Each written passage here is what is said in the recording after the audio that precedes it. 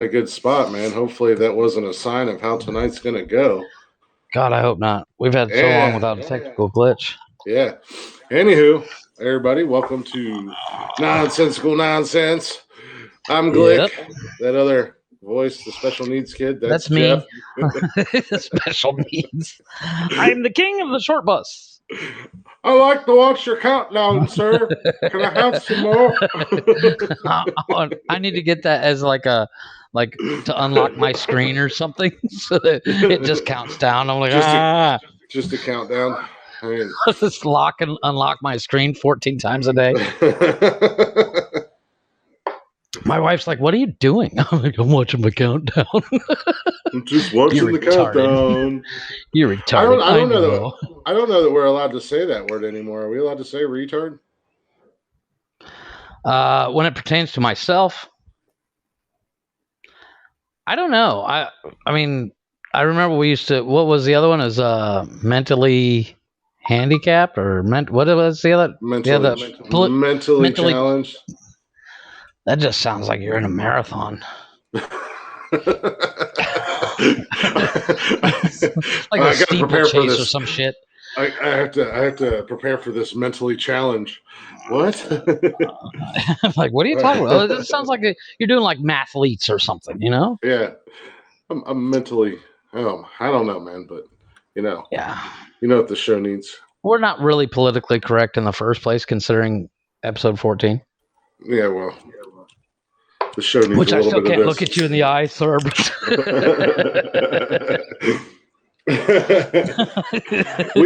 I can't believe how completely off the rails. Oh my gosh! Not only that we went off the rails, but we did a whole nother fucking hour after we said we were done. Well, we tried to close for an hour, but we kept getting sidetracked, and I didn't have to do crunches for like 2 days. Yes, the next morning, my oh my god, my face was hurting. I know my face hurts everybody, but what made it funnier was when we were finished. We weren't even off the air 10 minutes, and my mother sent me one word: idiots. Your mom sent me one word too. Seriously? With a question mark, no less. I sent her one word back. What? What are you talking about? What? I don't know what's Oddly wrong. enough, what the problem is. while we were recording, every time we hit about 2 hour mark and my wife's downstairs or something, she'll send me a message. Are you guys done yet? Mm-hmm. And she sent said message, and we continued on for another hour and 20 minutes. Yeah. And I go downstairs getting ready to get yelled at by my wife, going, "What the hell took so long?" And she's passed out asleep. God to the world. And she wakes up about 4:00 in the morning, and I forget why she had to go to the restroom or something, but she got up. She goes, "Did you guys really go for 3 hours?" I'm like, "Yeah, yeah, we did." I said, technically, we went 3 hours and 20 minutes, but technically, you should not listen to the last hour and 20 minutes. I literally sent my cousin. I said, "Dude, if you don't listen to a single episode, I totally get it. You know, you got your life and stuff, but you must listen to an hour and 40 minutes of the ending of this. Yeah. 20 minutes before the 2 hour mark, all the way to the 3 hour and 20 mark, because holy crap." It's so dumb. So dumb. Man. So dumb. And it like completely out of left field for us as well. Yeah. Like we've never had conversations like that in the first place. Yeah, I don't even know. Just to clarify for anybody that did listen to episode 14, this is not what we talk about on a regular basis. Well, I mean, I started my new job today, and I'm doing ride-alongs as I train. Your boss was like, "What the fuck is wrong with you?" Yeah, so he was like, "You were saying Saturday you do a podcast. What's your podcast about?" And I said, "Hey, that's just a buddy of mine." I said, we have ideas or news stories or this, that, and the other thing that we want to go over. I said, but generally, it just ends up with us bullshitting. He was like, "Oh, what do you guys talk about?" And he's a Jew from New York, so he's very right wing. Oh, so yeah. He's gonna love that episode. So no, he's actually really cool. But I was like, we just bullshit about whatever. We don't talk about politics or anything like that. And he's like, "Oh, awesome." He goes, "That's a good idea right there." And I was like, "Well, that was the number one rule we came up with." I was like, "But politics, if you ever listen, if you ever listen to any episodes, don't listen to the last one." Yeah. I'll get a text. As proud as I am on how funny the last one is, I'm selective on who I want to listen to it. I honestly, I really don't care. If you want to listen to it, listen to it. It was awesome. I had fun doing it, and it was all in fun. It was joking. It was just, it was all, of course, all in jokingly. But if anybody ever took it serious, oh my gosh! Well, if somebody could actually listen to it. I actually put, when I posted on Reddit, and I meant to mention this to you before, but when I posted on Reddit, I said, "Look, I will give anybody that can make it the full 3 hours without laughing or even smiling, I'll give you $100, easy." Yeah, well, that's $100 out of your pocket, not my pocket. It's not going to happen though, because if you can listen to that episode, not even crack a smile. I mean, maybe the first 25, 30 minutes, because we're just we're getting in the groove like we always do. But if you can make it the full 3 hours without at least cracking a smile, knowing that we're not serious at all. That not only that, but they would have to record themselves for the entire 3 hours listening to it. So then you would have to watch. You would have to watch another 3 hours and some change of that just to verify that they didn't even so much crack a smile. I have watched episode. I pretty much rewatch every episode, anyways. So I'd be able to hear. Yeah, I don't in the background. So yeah, I don't rewatch them, but I do listen to them on Spotify. Yeah, but I usually throw it up because I throw it up on the TV in the background while I'm doing stuff, because I'm not literally watching it, but it's there, and I'm like, whatever. No, I want to actually make sure the sound came through good, made sure what jokes we did try to hit actually hit their mark and whatever. Yeah, which totally hit the mark. Because I don't listen to it when I edit it, because it already takes long enough to do all the audio, all the editing and everything as it is. The last thing I want to do is listen to it while I'm trying to edit it. So, right. As long as it goes smoothly and there's no hiccups or technical difficulties or any of that bullshit, I'm yanking the audio, I'm cutting it, I'm adding music to it, and whatever else. I mean, if we do have a hiccup, I'm able to delete it out of there if need be or whatever. But I'm not trying to listen to a full 2-hour episode or 3-hour episode. Yeah, the only regret I have that is with that 3-hour one is there's a couple of things I watched that if I see it's too long, I'm like, oh, it's just so long. That's the only regrettable thing about hitting the 3-hour mark on Sunday was like so many people are going to see that and go, oh, 3 hours. Yeah, but but totally worth it. But that's not always true, because it used to blow my mind when I would do Periscope, because on Periscope, unlike TikTok, when you would finish your stream, it stayed up, so people could go back through and watch the replay. Right. And I would do 4, 5, 6, 7 hours, whatever, and it would blow my mind that there were people that would actually go through, and if they may not watch all of it, but they would watch, like, because it showed on the analytics, they would watch a 3 or 4 hour replay, and I'm like, what is going on with your life? Don't you have time on you guys got time on your hands? Yeah, that you're going to watch this drunk asshole for 3 or 4 hours. I didn't even do anything. Well, I mean, the nice thing about a podcast is if we're lucky, we can get people that are like taking a long drive and they're like, I need something in the background, and they throw it up. Well, that's the main goal. And like guys like me who spend the majority of this day driving in a truck. When I listen to a lot of podcasts, or I would listen to replay of ours. Even once I get done training and I get in my own truck, I'm still going to be driving a lot. Yeah. So what do you think I'm going to do? I'm going to have podcast or whatever up listening to it because I'm in my truck more than I am anything else. So, but yeah, I just can't watch the video replay because I don't want to look at myself for 3 hours. I'm already looking at myself for 3 hours as it is. And fortunately enough, I can.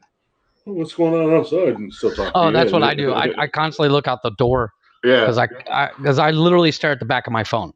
Especially now, especially now, since somebody decided to talk shit and didn't think I'd shave my beard off, and now I shave my beard off, and I'm like, yes, that must be disgusting. I miss it. Where did you go? I feel naked. I'm gonna grow it back out. Every time I threaten to grow mine out, my wife is like, "Go ahead, I'll shave you while you're asleep." Yeah.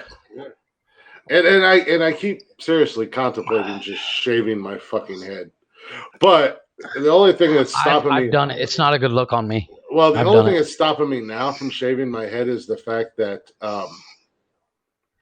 my boss has his head shaved, and he like comes up to my chest. He's a little guy, so I don't walk around and look like.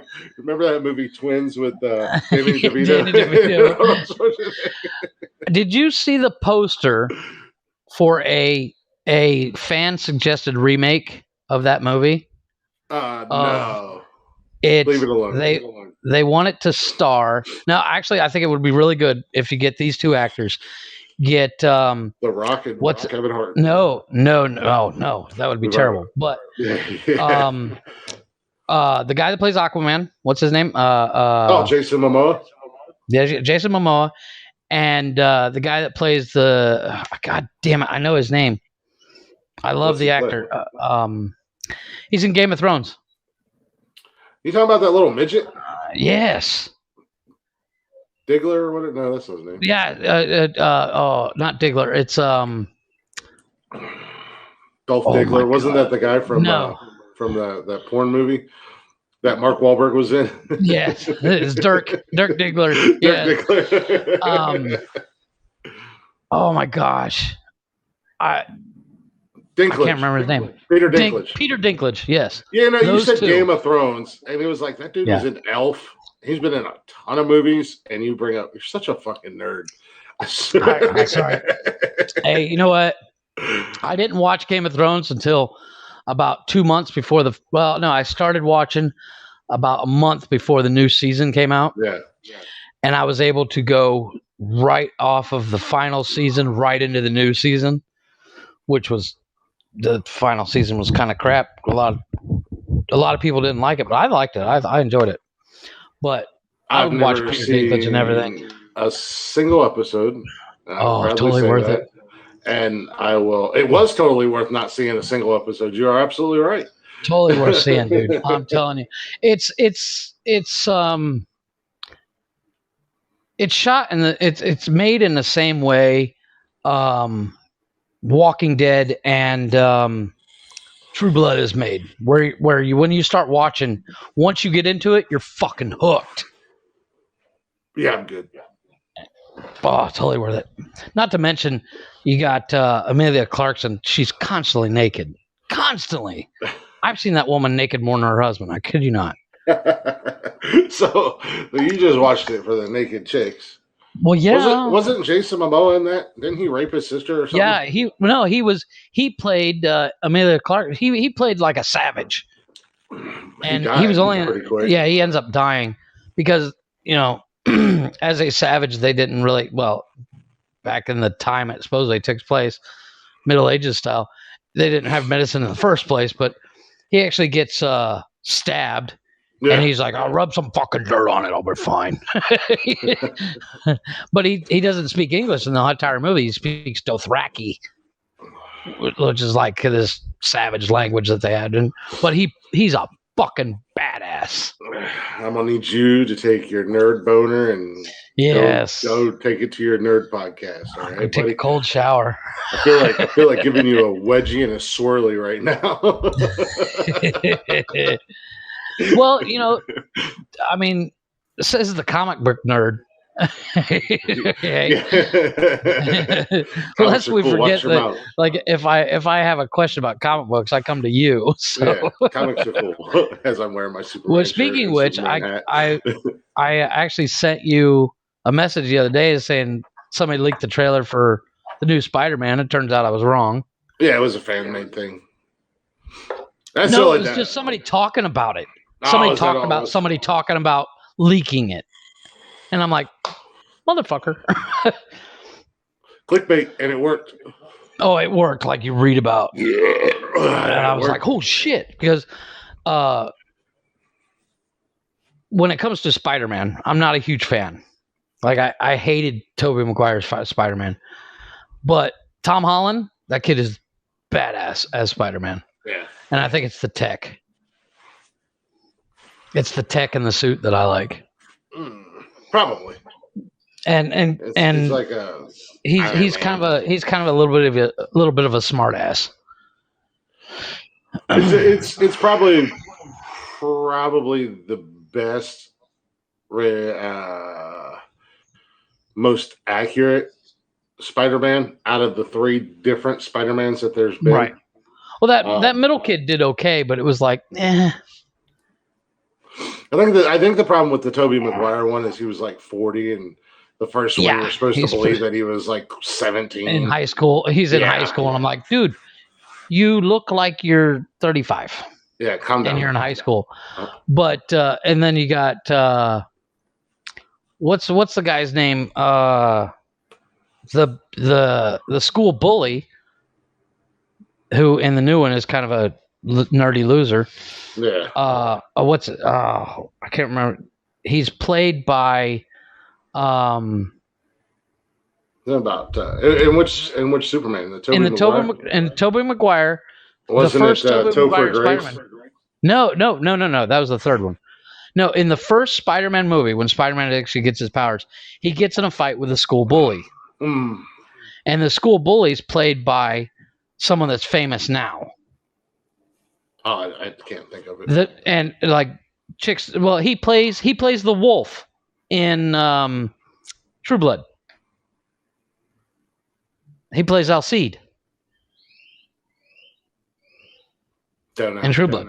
I can't remember his name. But chicks see him and radio silence. Yeah, I can't remember his name, but like he's Alcide, I think it was his biggest role, but he's built like Jason Momoa. You know, he's a brick shit house. Mm-hmm. But when you see him in Spider-Man, you're like, really? Oh, I know you're talking about that. Michael Magan or Joe Manganiello. Yes, that's the guy. Thank you. Yeah, he actually, that's like one of his first speaking roles in film was that Spider-Man movie. But I don't remember him being in the Spider-Man movie. I do remember. Well, he played Buzz, or what was the what's the Flash. Thank you.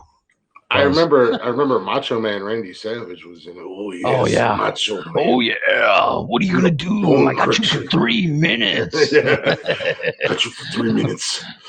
Which sounds a little homo. He's like, I got you for 3 minutes. I'm like, wait, what? What? What are you gonna do to me for 3 minutes? Speaking of Buzz, I said Buzz, thinking instead of Flash. They're making a Lightyear movie. Haven't they already made Buzz Lightyear movie? Live action, Chris Evans starring. I'm out. Yeah, I was like, yeah. I'm gonna send you the video. I'll post it on our Facebook feed as well. But it's this chick on TikTok. She talks about new movie sequels that are coming out in 2022 or something like that, and she's going through, and she's like Mission Impossible 7. Because we're still doing this, and, she kind of takes a stab at Tom Cruise, like another Mission Impossible, because this is still Mission a thing. Impossible 20. But well, I mean, at least they're good. Unlike Fast and Furious, it's I watched the first one. Movie. I watched the first Mission Impossible, and I was like, "Yeah, I'm out." I mean, they're good for what they are. Yeah, it's like an escape. It's it's the same movie over and over again. Yeah, there lies the problem. It's very similar to Fast and Furious. It's a different. It's a little different storyline. I mean, it's a different mission. But that's what happens when you turn a TV show into a movie franchise, where you watch an hour episode every week, or maybe there'll be a 2-part episode that. Right. So it's like James Bond. I mean, the James Bond. Yeah. There were so many books, and they've done a ton of James Bond movies, but it's the same thing with a different villain, different chicks. Yeah. So yeah. Nobody worse than Christmas Jones or whatever her name was. Yeah, take it for what it is, and unlike Fast and Furious, it's just an incredibly horrible movie franchise. In the same theory of that, I'm waiting on John Wick 4, like you read about. Yeah, buddy. Fuck, that dude can whoop some ass. And according to experts, known jiu-jitsu fighters and stuff. And I'm talking about Joe Rogan. He's watching Keanu work out for the movie, and he's like, "Those are actually real fucking moves." Like like Keanu Reeves doesn't fuck around. He's like, "I'm not gonna fake this shit. Let's train." Well, that's the thing. I mean, watch him do his training videos. I mean, even at the firing range. Yeah. It's oh my crazy. God! At the firing range, that motherfucker. I would not want to be near that dude if he's got a gun in his hand. Yeah. And pissed at me, But the dude is what, almost 55, 60 years old, and he still looks like he's 22. Yeah, he's starting to get up there. Yeah, well, I think he's 50 something. He's obviously 50 something because he's older than I am, but because he did Bill and Ted in 85, and I was 6. I was 4 or 5 when that movie came out, and. He looks like he's only aged like 6 months from Bill and Ted to John Wick 3. Yeah, and you're like, what the fuck? I'm not fully in on Matrix 4 yet. I'm not. I was honestly out on the Matrix series after the first one. The first one was so good, and then they tried to milk it for and then you got the third one that's just complete fucking dog shit. Yeah, it was the first. Like I said, the first one was badass, and they should have stopped there. But there's a lot of movie franchises like that. Like Saw should have stopped at Saw 2, and there's 6. Oh yeah. I am looking forward to Avatar 2. I don't know why. Yeah, there's radio silence again. Hey, you know what? And for one reason, Zoe Saldana is beautiful. Even as it always comes back to one thing with you: a hot chick or a naked chick. And there's plenty of other movies out there with hot naked chicks in them. No, but I mean, you gotta understand. My fascination with Avatar, it all comes down to it is visually amazing. You want to bang a blue chick? Well, maybe. I'd be into it. I'd be totally into it. No, but I mean, when you saw the first one, you've seen the first one? I'm assuming, because no, really, absolutely not. Oh, the visuals are amazing. Because there's better things I can do with my life. Of course, you got my girlfriend's in it. Michelle Rodriguez. I would watch that woman read a newspaper. Dude, she likes 3 hours. I don't care. I can turn her around, just like I can turn Ryan Reynolds. I can bring her back. Now you sound like the gay. Now you sound like the gay guys who are like, I can make a straight guy gay. Yeah, come on, just try it. Just give it a little. Well, just a little snack, a little taste. Technically, if you really think about it, I identify as lesbian. So because I like girls. I'm a vegetarian. Yes, I am. People call me a pussy. Well, I'm like, well, I am what I eat. do you also say what? Rubber, you're glue. Whatever I say bounces off me, stick to you. Sticks and stones may break my bones. I taught that to my kid the other day. My daughter was picking on my son. My daughter was picking on my son the other day, And I'm like, 5-year-old, 10-year-old. Really? Drop kick her He's ass. like, she hit me. And I said, Kevin, she hits like a mosquito bite. And he's like, oh, she was making fun of me. I said, Kevin, sticks and stones, man. Just sticks and stones. And he's like, what? What do you want me to do? Get a stick and hit her with the stone and smack her in the head? He was like, I don't have a stick. I'm like, oh my God, I got to sit here and explain this to this kid. Do you want me to throw a rock at her and hit her with a stick, Dad? Yes. No, you toss a rock in the air, hit it like you do a baseball, and hope to hit her. You know. But I had to explain it to him. Throw the rock up in the air to distract her. When she's looking at the rock, buckle her knees with the stick. I can actually see that little Brett. Teach her a lesson. See that shit happening back in my head. I can see her going, that fuck, oh shit. Not that I wish my kid harm, but I want to see somebody do that to somebody. Then she's going to come in the house. Dad, Kevin hit me with a stick. Yeah, she's going to tell mom, and my son will be like, Dad told me to. I'm like, wait a minute. Hey, snitches get stitches and wind up in ditches. You hear what I'm saying, you little bitch? My kids are the worst snitches on the planet. My wife's you need to tell me the truth. I'm like, no, snitches get stitches. Yeah, my kids are ruthless, man. I tell them all the time, snitches get stitches. Stop being tattletales. Oh. But at the same time, man. She did this, he did this. And I'm like, you guys need to stop tattletaling all the time. You're going to get your ass kicked for that shit one day. Yeah. Probably from me. No, it's usually something I did that I get trouble for. At the same time, I know in a heartbeat my kids would throw my ass under a bus. Oh, without even blinking. My kids do that now. Yeah. No second thought. Yeah, Dad did it. You want to back that bus up over top of me now, you little fuckers? It's not like I didn't give you life and bring you into this world. my wife hates the fact that I'm not allowed to smoke in the house. Yeah, but as you do every time we do the podcast. But I'm up next to open door, so it's okay. But I tend to go to the bathroom and smoke because I'm in the bathroom, open window, and exhaust fan. So you're like a 14-year-old kid all over again. Oh yeah, sneaking a cigarette in your parents' house. So you're like. Got the exhaust fan on, the window open. You got paper. And I'm hugging the exhaust fan. Yeah. No, but my wife will come in. She was like, "Were you smoking? Was Dad smoking in the bathroom?" My kids are like, "Yeah." I'm like, "Shut up, dude! What the fuck, man? Come on, bro! What are you doing? I let you guys get away with shit. You can't let Dad get away with one thing, prick." Guess who's getting their asses kicked when Mom goes to work tomorrow? Amen to that. I'm like, I pulled that one. I was like, well. My son's like, can I watch something? I'm like, nope. Can I use your phone? Nope. Why? Because you fucking ratted me out, you little shit. You know what you need to do is let him watch Godfather or Heat. Let him see, those old mob movies. Let him see what happens to rats. This is what happens to rats, just so you know. Yeah. And you fuckers are rats. I will Joe Pesci your ass. My friend Chris, he's in pest control and he takes out rats. Do I need to call him? You little rats.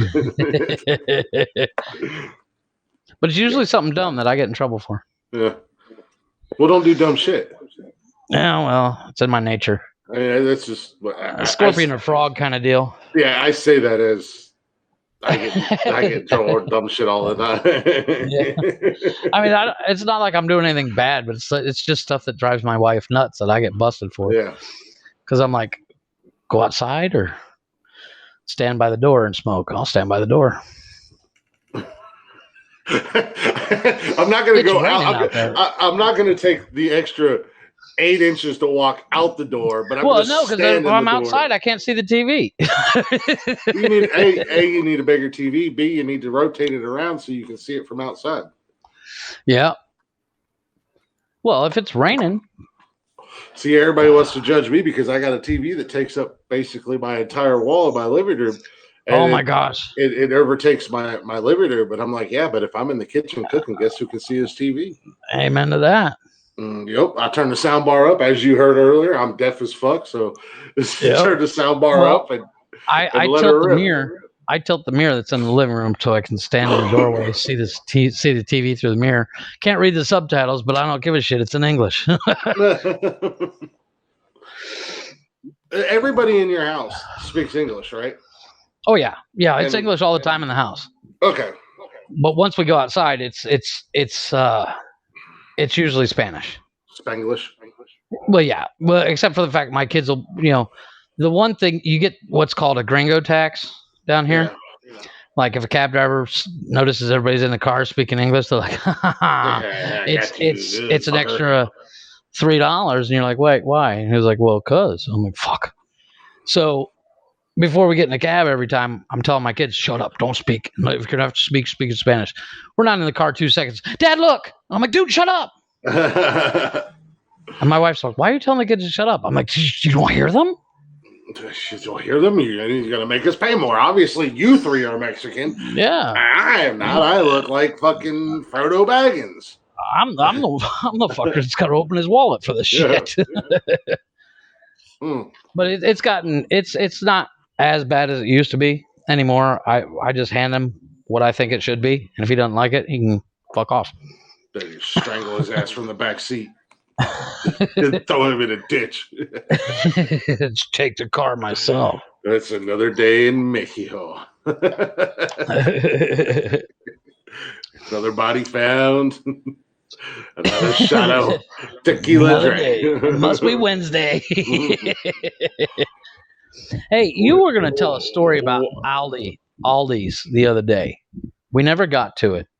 You asked me to remind you. The only reason I know that is because I was re-listening to the episode the other day, and you're like, "Remind me to ask me about Aldi's," and I was like, "All right." We never got to it. I've had a week, dude.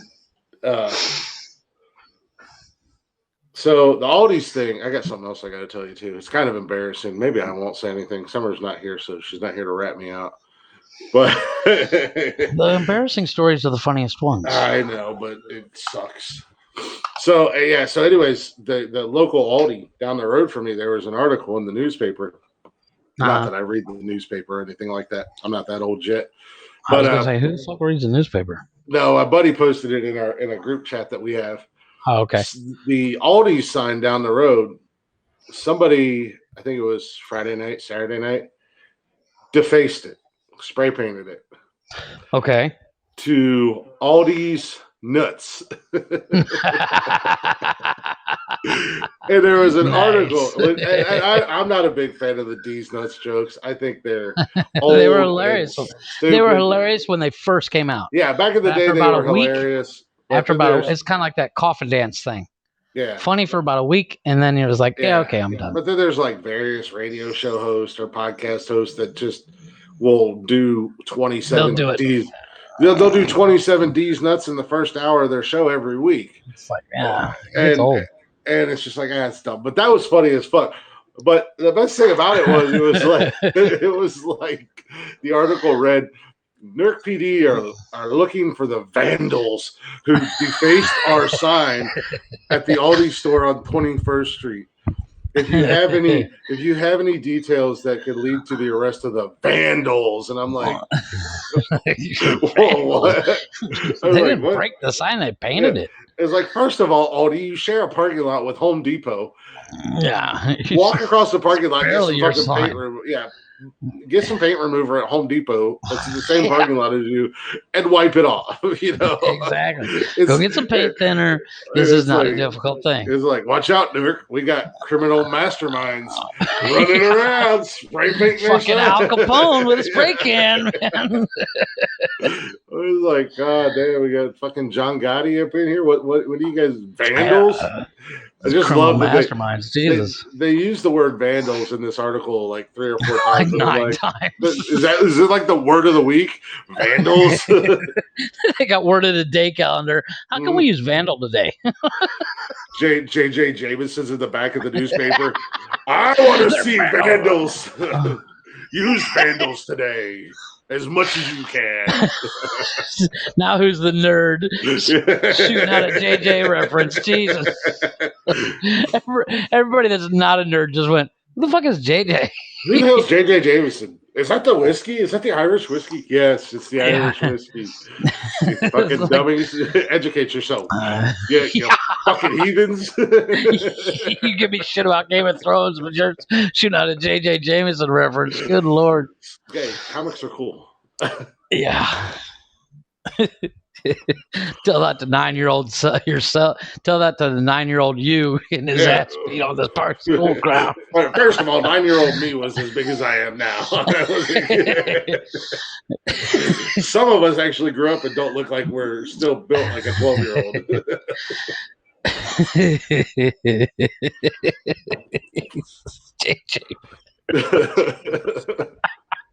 I'm just saying, it's the only newspaper guy I could think of. Do you know any other famous newspaper people?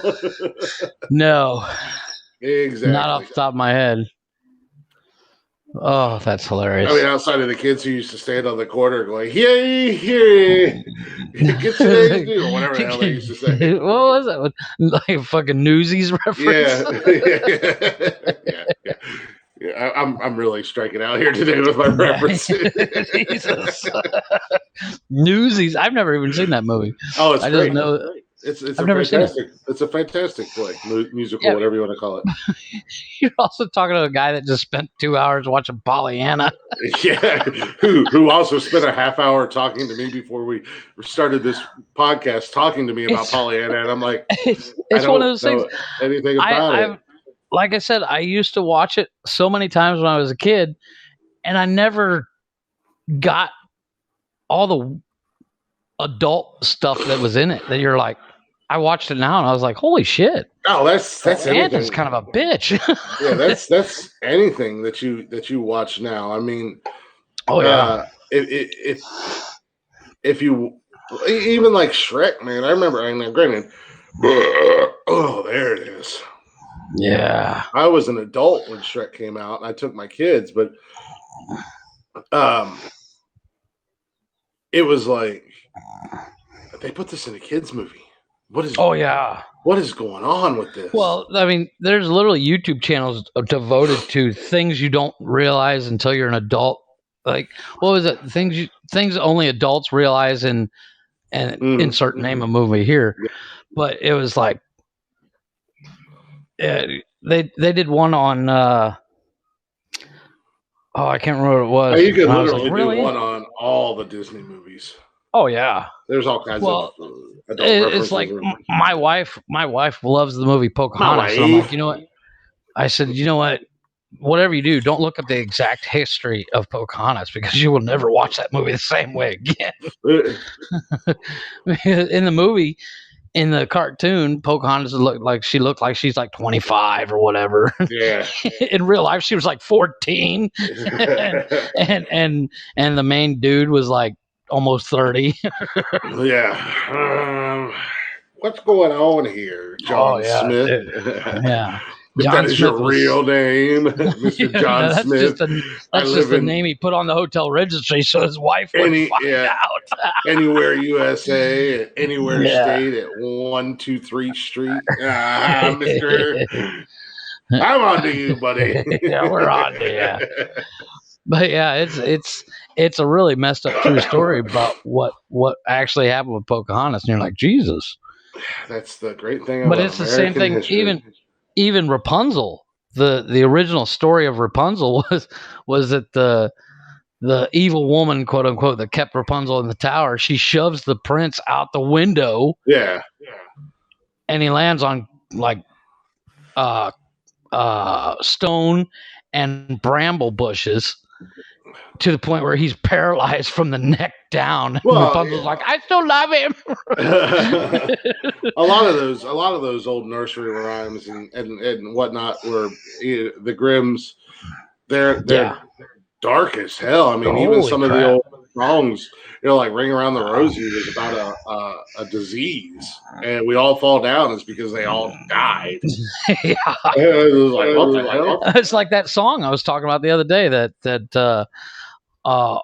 what the hell is that? All the cool kids with the. Oh yeah. I mean that's about Columbine. I was like, holy shit. Mm-hmm. I was like, what the hell? But yeah, I mean, there's all sorts of stuff like that throughout history that Disney takes, and they're like, well, how can we make this kid friendly?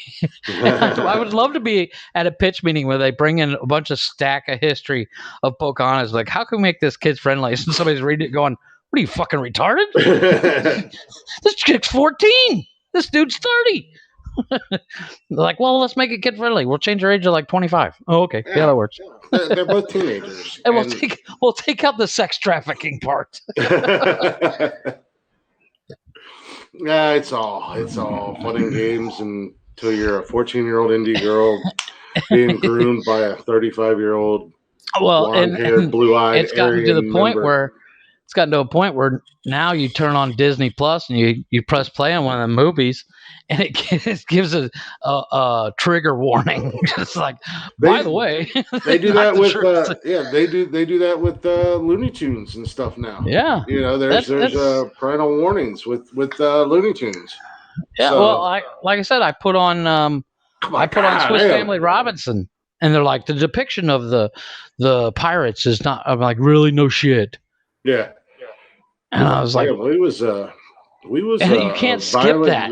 Yeah. You can't skip it. It does a countdown of like 15 seconds that you have to read it. And I'm sitting here reading it going, did we not pay the bill? And I actually started to read it and went, oh my God, it's a woke thing. But you love countdowns.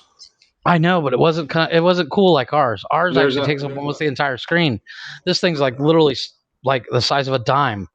On a 36-inch on a 56-inch TV. It wasn't a actual countdown. Like, here's your countdown. Here's your trigger warning type deal. Yeah, it was a full trigger warning, almost like, by the way, pay your bill. Yeah. Kind of trigger kind of thing. But it literally looked like there was like an error. On Netflix you get an error code if the internet's down or something. Yeah, where it was like that, and I wanted to reread the whole thing because I didn't start reading it until there was like 5 seconds left. And I was like, wait, what did it say? I couldn't pause it. What did that say? What I couldn't pause it. Chato chip. Yeah, I don't. It is what it is. If you're offended by Disney, well, then... Yeah, I mean, if you're offended by a Disney movie, you got bigger problems than what's in said Disney movie. You should really consider looking into therapy, maybe something. But they were like drugs. The depiction of the pirates in this movie is not accurate. And I'm like, no shit. Well, how many fucking pirates do you know? Are you sure it's not I was like, how do you know? Well, because they're Asian pirates. Because there was never an Asian pirate? Well, I'm sure there was. I mean, Pirates of the Caribbean. They showed a whole bunch of different ones. But what it was like, the reason why is if you go onto Google, you put in what language were the pirates speaking in Swiss Family Robinson, it's apparently made up. It's a made up. It's them making fun of Chinese or Japanese or whatever they're supposed to be. I give up on life. Take me. But they're like, they're just literally making up words. I want off this ride. That's the trigger warning. Yeah, I'm done. I want off this ride. Exactly. Count me out. Exactly. And I was like, oh, give it a rest. It was what did I say? Was it 1960?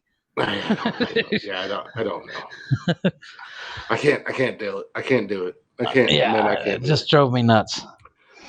Well, so what is your embarrassing story? You have my interest piqued. I was going to tell it just to shut you the fuck up.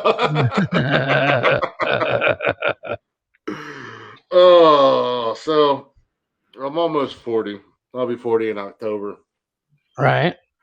And I've never had this issue in my life. Couldn't get it up? Oh, no, that's not a problem at all. Happens to the best of them. Well, when it rests on your nutsack, whether it's soft or hard, it doesn't matter. That's not good. Yeah, no, it's in that region, but it has nothing to do with my pecker. He still works, right? You still work, little buddy. Yeah, I still work. Let me move my gut. So I can see. And look, my belly ain't that damn big. And my pecker ain't that small. I can still see a little bit of it when he chubs up. Yeah. No. So, I don't know how to put this in words. Show us on the doll where it touched you. Yeah. Show us what afflicts you. Okay. Canceled. Facebook ban. No. So I'm dealing with my first case ever of what I believe, because I self-diagnosed. And WebMD. No, fuck WebMD. I would have been dead already if I listened to them. Yeah, no kidding. You could have a cold, and they're like, "You're gonna die in 5, I stubbed 4. I stubbed my finger on the door. You have gangrene. That's cancer. You're dead. What the fuck? No, I have a hemorrhoid.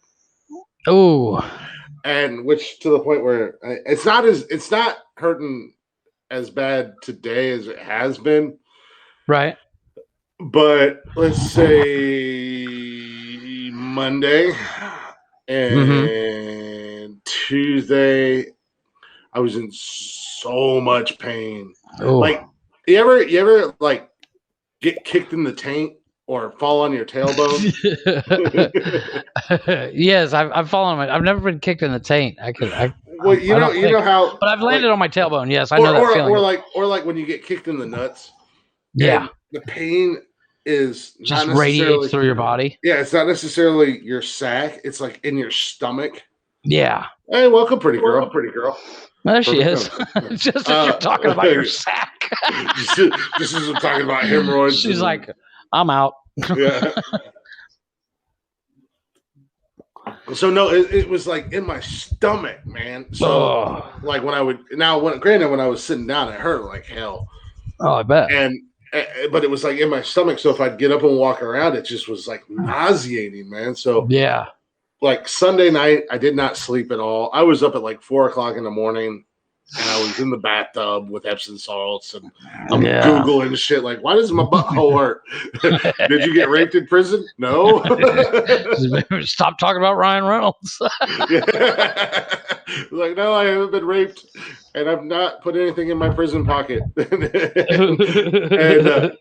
so then I got on and I was like, all right, well, it's probably a hemorrhoid. I've been coughing and sneezing, and there's and laughing and stuff like that can cause. Yeah, that probably didn't help.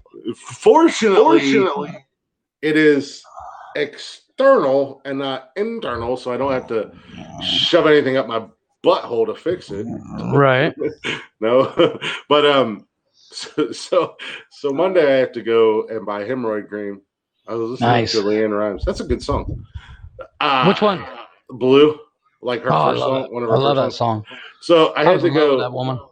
So I'm like, I'm outside of doing my research and trying to figure out what the hell's wrong with my asshole, because I know I haven't. Parker looked at her and said, "Who hurt you?" She's listening to the So, and I'm like, all right, well, what can I do to fix it? That's how I found out about going and getting in the tub with Epsom salts and all that good jazz. And it's like, all right, well, let me run up and get hemorrhoid cream. Well, I'm at the store, and I don't want to just walk up to the counter with. You grab like a bunch of stuff. You grab a bunch of weird stuff.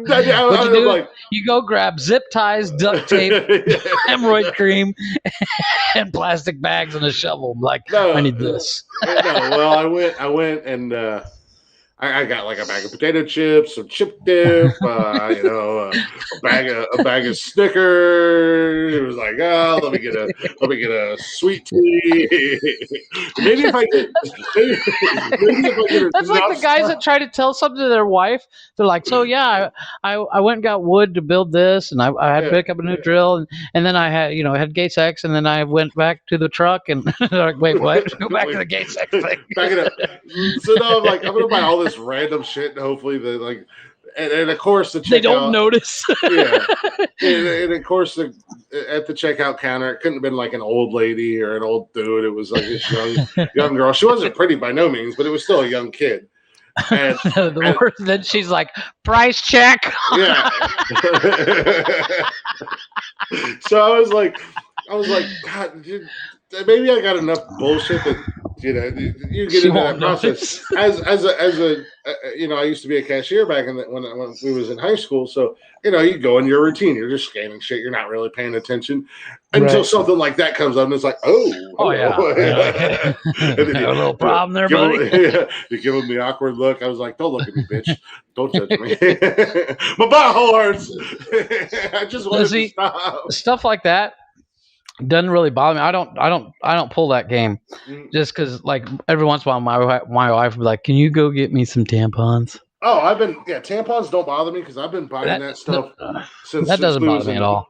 Since we was in school, because I got 4 sisters. So yeah. And now I got daughters. It's like, just tell me what you want. I don't know what you like. You want it with wings, without? Yeah. I don't know what you like. I don't know what you prefer. I don't know what's comfortable. I don't know what's not comfortable. So tell me what kind you want, and I'll get it. Yeah. I'll get you 20 boxes. I'll get you some chocolate too. I know the routine. I know how this works. Exactly. But I was. And of course, trying to sneak it past. Yeah, I did too. Sir, you cannot buy the Snickers and the hemorrhoid cream as one item. Oh, why not? Why not? You should have gone to like self-checkout or something. Well, they didn't have self-checkout. And of course, of all places, I went to the dollar store because I'm like, it's not like there's going to be I'm not going to spend a lot of money on this. Let's get real here. It's not like it's only my health. It's not like there's going to be a high-class group of people there or people working there. So, you also... the chance of being seen in there again when you need a refill. Hopefully I don't need a refill. I am feeling better still. Tonight I had to put a pillow under my ass because sitting on the edge of my couch was it's a little sensitive down there. So, but then Summer's making fun of me, and she tells Parker and his little friend, or she says in front of Parker and his little friend, "Oh, you gotta stick your finger in your butthole." And I'm like, I don't gotta stick my finger up my ass. Parker's like, what? It's on the outside. You want this guy to be my stepdad? What the hell? It's on the rim. It's not on the inside. I've already that reminds me. Toilet paper touches anyways. I don't know if Summer saw it or not, but her and I have to get matching tattoos. I saw a thing on Facebook. It's like your third has to get a matching tattoo, and I was like, okay, it would probably end up being Chris. It turns out it was Summer, so I tagged her to get matching tattoos of. I don't know. Ryan Reynolds. I guess you guys gonna get matching Jar Jar Binks from? No, we're getting matching tramp stamps. Butterfly tramp stamps, man. Hell yeah. We're gonna get a tribal armband too. Welcome back to 1993. Is Sugar Ray gonna be there? Wait. I think this is the first Summer's hearing of your tattoo excursion. No, I literally I tagged her in it. Check your notifications, Summer. It should be in your notifications on Facebook. Who's the band? Who's the band that sang that Butterfly song? That's isn't that Crazy Town? Yeah, Crazy Town. You guys, she wants to get matching Freddie Mercury tattoos. Hell yes. Right on your fucking forehead. My wife, when I first met my wife, I had tattoos. And she's like, I would never get a tattoo. Now she has more than I do. What'd they do? Go away? Well, I had them before she. When I met my wife, I had tattoos, but they went away. Well, my wife. Summer's got them. Summer's got a bunch of tattoos. My wife has more tattoos than I do now. It's actually kind of cool. She's got a spider like right on her neck. Nice. Come, my lady. Come, my lady. Yeah. Well, you want to talk nerd? You want to talk about nerd? My wife has Dragon Ball Z shit on her leg. Fucking loser. She's got a Dragon Ball Z ball on her ankle. The anime. She's got the dragon from Dragon Ball Z, and I'm like, really? Nerds are worse than any nerds on the planet, especially when they're like, Naruto could beat up Superman. It's like, are you? And I'm like, good luck with that. Yeah, I've never gotten into anime. I don't get it. I don't understand it. I'm like, if I wanted to watch cartoons, at least let me watch it in English. She just don't have a spider on her neck. Is she lying to me, or am I just fucking drunk all the time? It was a zit. This is it. What's on your neck? I haven't seen her in so long. That's the problem. What's she saying it is? I don't know. I can't read it without everybody and the brother looking up my nose. Yeah, she's got way more tattoos than I do. Oh, my wife's got one. It's almost her entire thigh. My wife is kind of light skinned. Oh no, the spider is like almost on her neck. It's like on her like clavicle. Collarbone area. Clavicle. Yeah. But my wife's got one of our friends is a tattoo artist, and he's like, I need somebody that wants to get a free tattoo, but it's got to be big. And it takes up my wife's entire thigh, and it's this like it's really classy Mexican woman kind of thing. It looks really good. Yeah. They didn't win, but I wish a tattoo artist would be like, okay, I need a blank canvas. I can put a really big tattoo on. And well, I actually had the opportunity, but I couldn't get a hold of the lady in time. Yeah, and she found somebody else. She wanted somebody that was like super white. I'm sorry, and I'd spent the past 3 days in the sun digging a hole or something. Yeah, and I was like, well, there goes that. The neck tattoo is. I was like, you can tattoo my ass if you want. Yeah. Tattoo my ass. Well, that's the whitest part of my body. I want to get more tattoos. Like I want to get my arms sleeved, and I want to get a big piece on my back, but I just don't have the funds for it, and we don't have an artist yet. I went when I was working at a tattoo shop. I went full retard. And I did my entire back of Superman stuff, and of course, at this point in my life, I'm like, why did I get all that Superman stuff? But thankfully, it's on my back, so I don't have to see it. Yeah, no, I have one tattoo, and it is a Superman tattoo, but yeah, I have a design. I want to get a cardinal on my forearm. Yeah, my grandmother passed away a couple years ago. Cardinal with razor wings and breathing fire. Yeah, Cardinal's that's a phoenix. But I'm gonna make it badass. No, it actually. I'll send you a picture. It actually looks really cool. No, it's not a goddamn cardinal. But I want to get a bear on my other forearm. I do have a lot of pictures. Because my grandmother's, my other grandmother, her last name is Bear, so it's like kind of goes with the theme. Sorry, Jeff's grandma. I'm making fun of the tattoos he wants to get for you. I figured you were gonna get a bear from The Revenant raping Leonardo DiCaprio. I've yet to see that movie. I've heard it's really never seen it. I've never seen it. I'm not a big fan of Leo, but we've had enough movie talk for one episode. Speaking of summer. Yeah. And now that I'm in trouble, I already know I'm in trouble because I screwed up her tattoos. She's going to get Stevie after you. Yeah.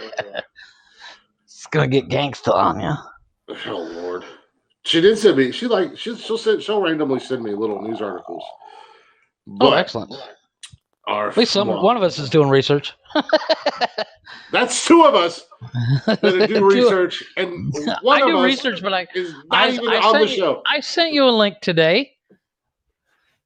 I gotta turn this light the on. Stupid people on the internet. That one chick asking if what was it? She says, if I'm having twins, how long will I be pregnant? It's like she put 18 months, 19 months. I was like, what the hell? It's not really. I mean, it's not really an article that we could use. Excuse me, guys. I got an article. Well, except for the fact that Paris Hilton tweeted out when Nelson Mandela died, she says, "Your I have a dream speech was always inspirational."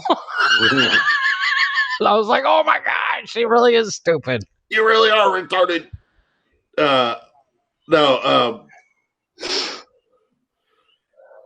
yeah, that's the thing. It's like top 100 dumbest tweets of all time. Well, I'm gonna spend 4 hours. I didn't even go through them all. I got bored. No, I didn't go through them all. But Summer sent me something. Okay. My favorite company, my favorite ice cold beverage, is jumping on the vaccination train. Oh my God! Whoa, they're giving away free beer? Yeah, buddy. Chris is getting vaccinated. Everybody. No, it's not. No. Biden came out and said that he wanted 70% of Americans vaccinated by the July 4th weekend.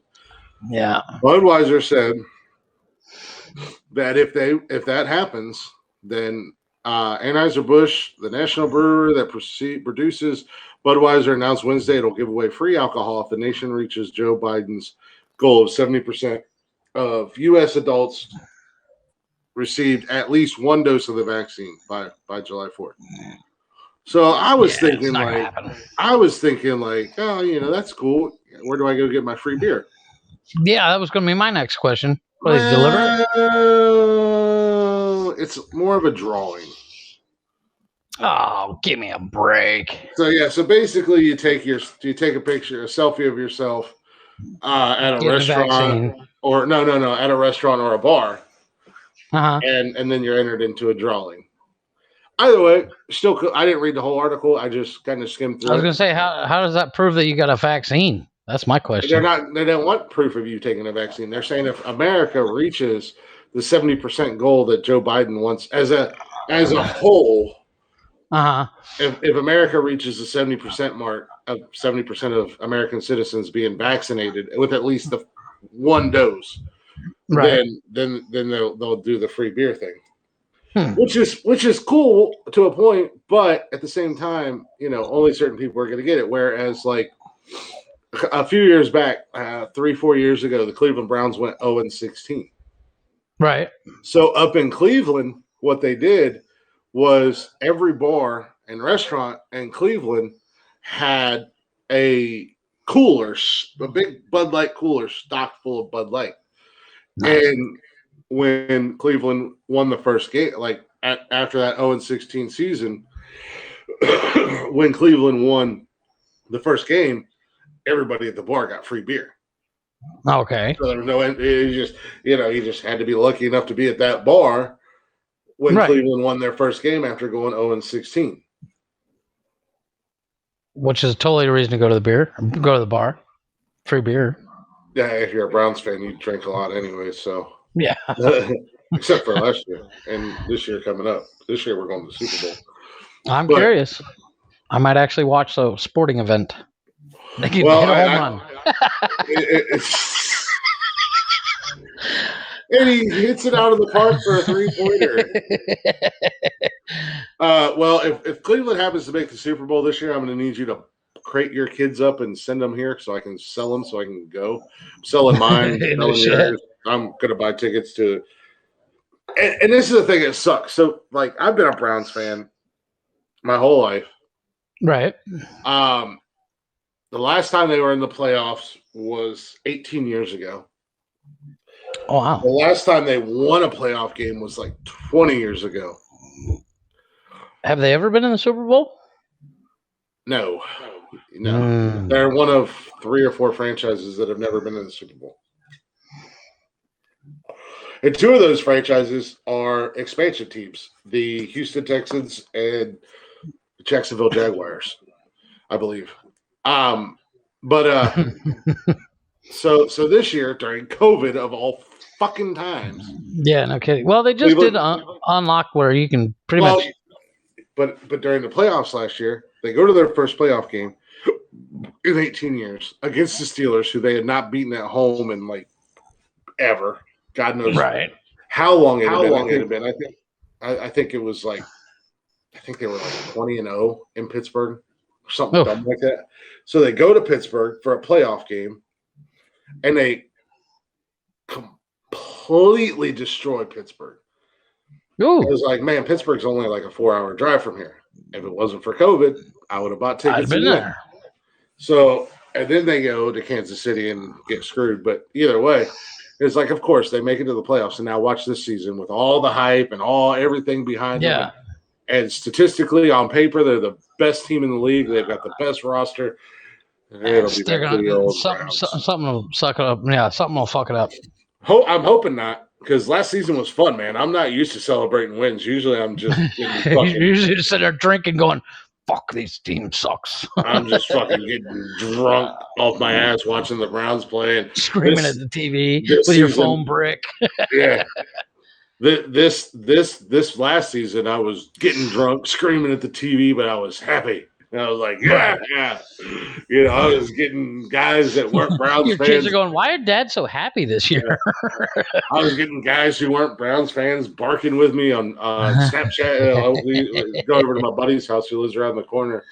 His neighbor's a Browns fan, but he's a 49ers fan. And I'm like, come on, give me a here we go Brownies. And he was like, hey, here we go Brownies. No. I'm like, we need a better edit. Come on. So, but I think it's a pretty cool. It's a pretty cool thing. But I think it's kind of like if they weren't doing it in a drawing type things. Go Browns! Hey Cameron, what's up, buddy? Well, there's it's kind of like when what was it? The Sox, Red Sox. What was it? Red Sox? Yeah, won the planet. Well, you know, I mean, that hadn't happened in our lifetime, and it happened. So it's not. Yeah. It's not or the uncommon. Cubbies. It's something weird. Yeah, the Cubs. That's the one. Yeah, the Cubs hadn't won in like 100 years, and then and they did. Madden went from the Rays to Chicago, and then they broke the curse. So yeah. Why do you hate the Browns, Cameron? Nobody hates the Browns unless you're an AFC North division rival.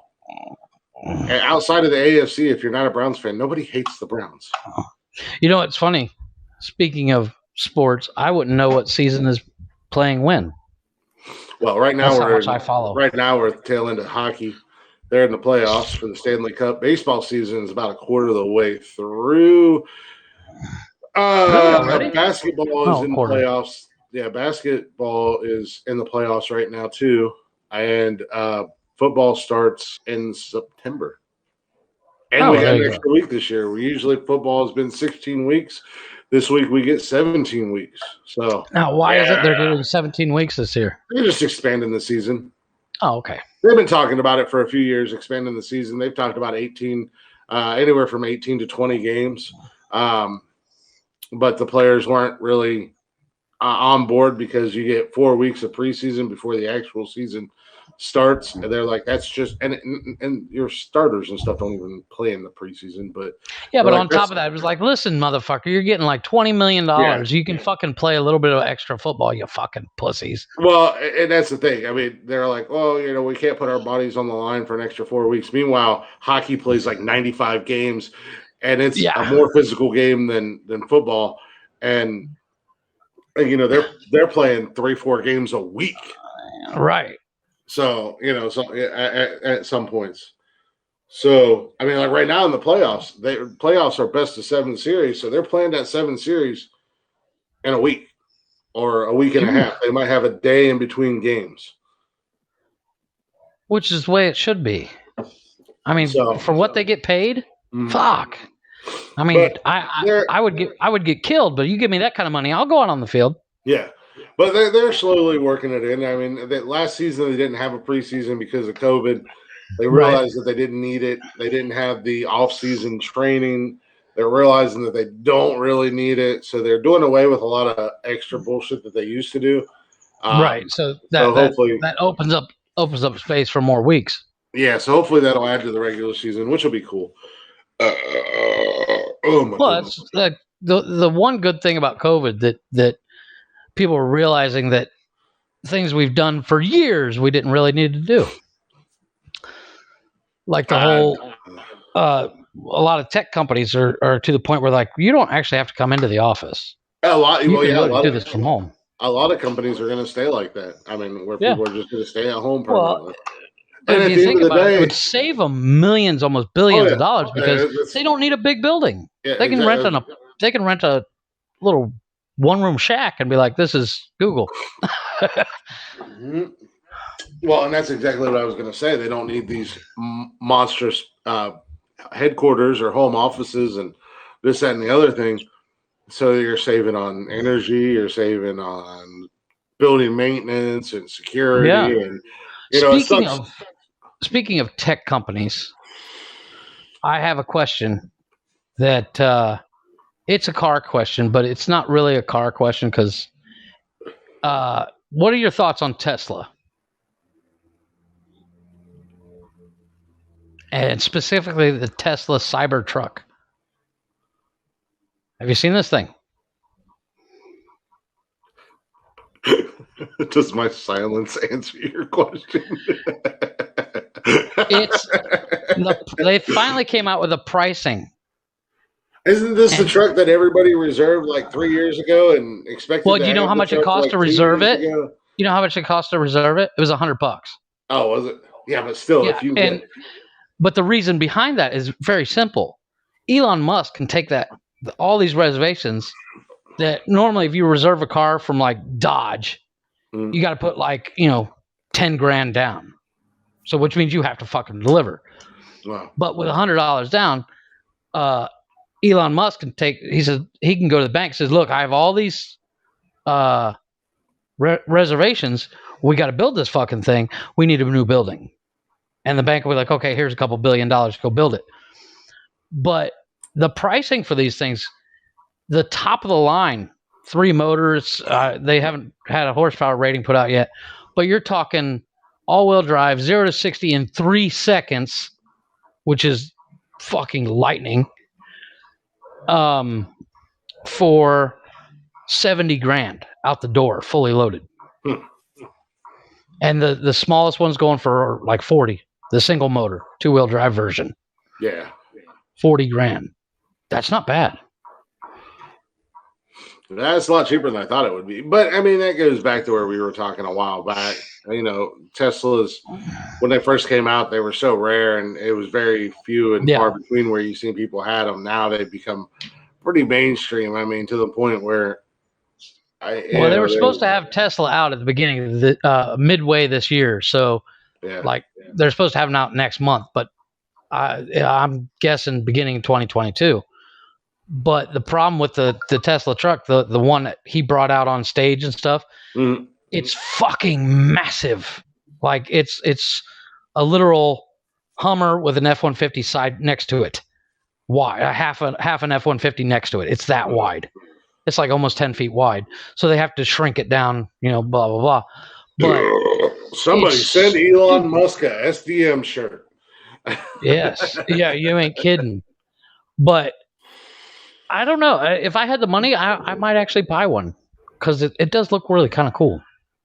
Have you bought one and it was that big? No, I wouldn't. Well, like I said, the actual ones that are coming out aren't going to be that wide. They're going to be maximum, I think, 6 foot wide. Yeah, I was going to say, if you got one and it's that big or even as big as it sounds like it's going to be, I'm going to need you to go to the tattoo shop and get SDM tattoo on your forehead. Well, I would buy one.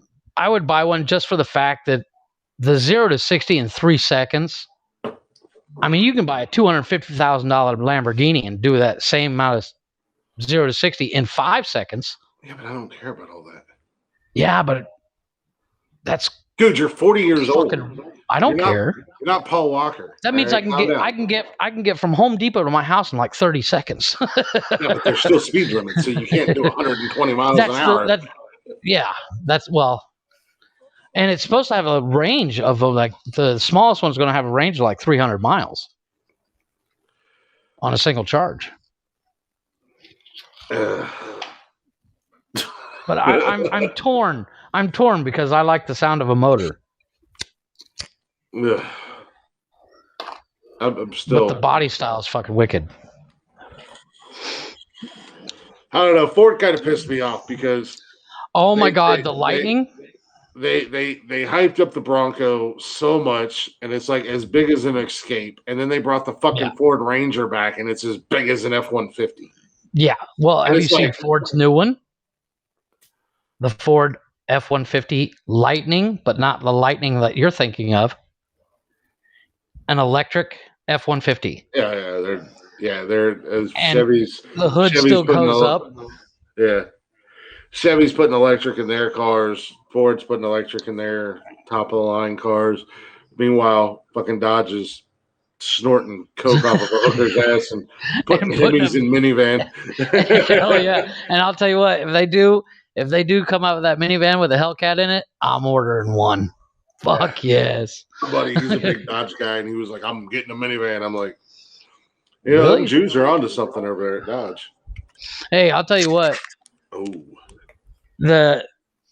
The people that hate electric vehicles, they're the ones buying Dodges right now because they're like, fuck yeah. I don't even hate electric vehicles, though. That's the thing. I don't know. I don't care either way. Well, to be honest with you see a car as transportation. I see it as something completely different. A status symbol. Well, not necessarily status. I see it as a giant boner. I'm just like, hello. Yeah, I drive a Chevy Cruze and I love it. And you're like, oh, I'm gonna get a Tesla that goes 0 to 60 in 1 second. Yeah, and I'm like, why? Why? I mean, is it gonna get me? Why? Because while you're finally getting past the red light, I'm already at my destination. with 40 cops behind me, but I'm there. Yeah, but I mean, I could show up to your destination and punch you in your face 20 times, and there's nothing you could do about it. Run to my Tesla and drive off. Yeah, I'm not going to punch you in the face, but I could if I wanted to. Well, the one thing I do find interesting about the electric vehicle thing is, every morning you have a full tank of gas, so to speak, because you plug it into your house. Yeah, or you just buy. That's kind of cool. Or you just buy a fuel efficient vehicle like I have, and you don't have to fill up, but once every 2 weeks. Yeah. So. Yeah, but how often do you drive your car? Every day. For how long? Once every 2 weeks. Good Lord. I drive a half hour to and from work. Good Lord. And that's not even factoring in if I have to go to Johnstown and pick up my kids. I made it down from Ohio to where Summer lives. Down in, actually, I should say I made it to Chattanooga, not where she lives, a little bit farther from where she lives. A little over 500 miles, and I used 3/4 of a tank. That's not bad. I drove from. The thing is, though, I have a heavy foot. Yeah, I have a heavy foot to a certain degree. I drove from. I end up buying more tires than gas. Yeah, well, I don't spend my tires out. I drove from Charleston to Tampa, just a little over half a tank in my car. That's not bad. That's not bad. Yeah, I get great gas mileage in my car. My Eclipse gets pretty good gas mileage, but it's the slowest version you can buy. Yeah, but it looks cool. My car's just a little 4-banger. Yeah, that's all my Eclipse is. The Malibu just gets it's horrible. My Malibu that I had was amazing. Yeah, but you had the 4-cylinder turbo, right? It was I don't know if it was my Cruze has the 4-cylinder turbo. My Malibu was a 4-cylinder. I don't know if it had a turbo. What year was it? It was 2007, 2008. I bought it brand new. Yeah, I had it might have just the regular 4-cylinder. But I bought that because I had a truck that I was driving from Newark to Columbus at the time, my F-150. And you get 4 miles to the gallon. Yeah, I mean, it was costing me $100+ 4 gallons to the mile. Yeah, it was costing me $100+ a week. To drive back and forth to work. So I bought that Malibu, and even with that Malibu, I was filling up once a week, a week and a half or something like that. The only problem I have with the Malibu being a 4-cylinder is the Malibu's still a big fucking vehicle. It really wasn't that big. I mean, it wasn't. It was a little. And this is again, it's a 10-year or 9-year difference if you want to get technical. Right, 9 to 10 year difference between cars. But my Malibu that I had wasn't a whole lot bigger than my Cruze I have right now. Oh, really? Now the Malibus now are a lot bigger than my Cruze. Well, the Cruze is kind of like the replacement for the Malibu, though. Oh no, they still have Malibus. I mean, the Malibus now are they're slowly fading. It's kind of like the new S10 is the size of like 3/4 the size of a Silverado, where you could put an S10 in the back of a Silverado back in the day. Yeah, exactly. But you keep talking about cars, I'm gonna go take a piss.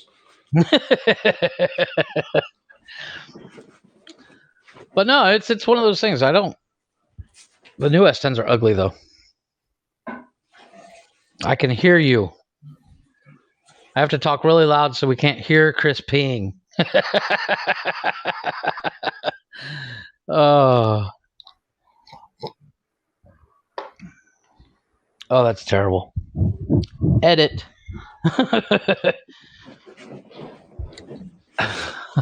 I could hear you. I could hear you lift the toilet seat. I was like, I have to talk really loud so he can't hear Chris piss. Well, I was in there taking a piss, and I was thinking, you're aiming towards the porcelain. I was like, but no, I was thinking because oftentimes I do my best thinking in the bathroom.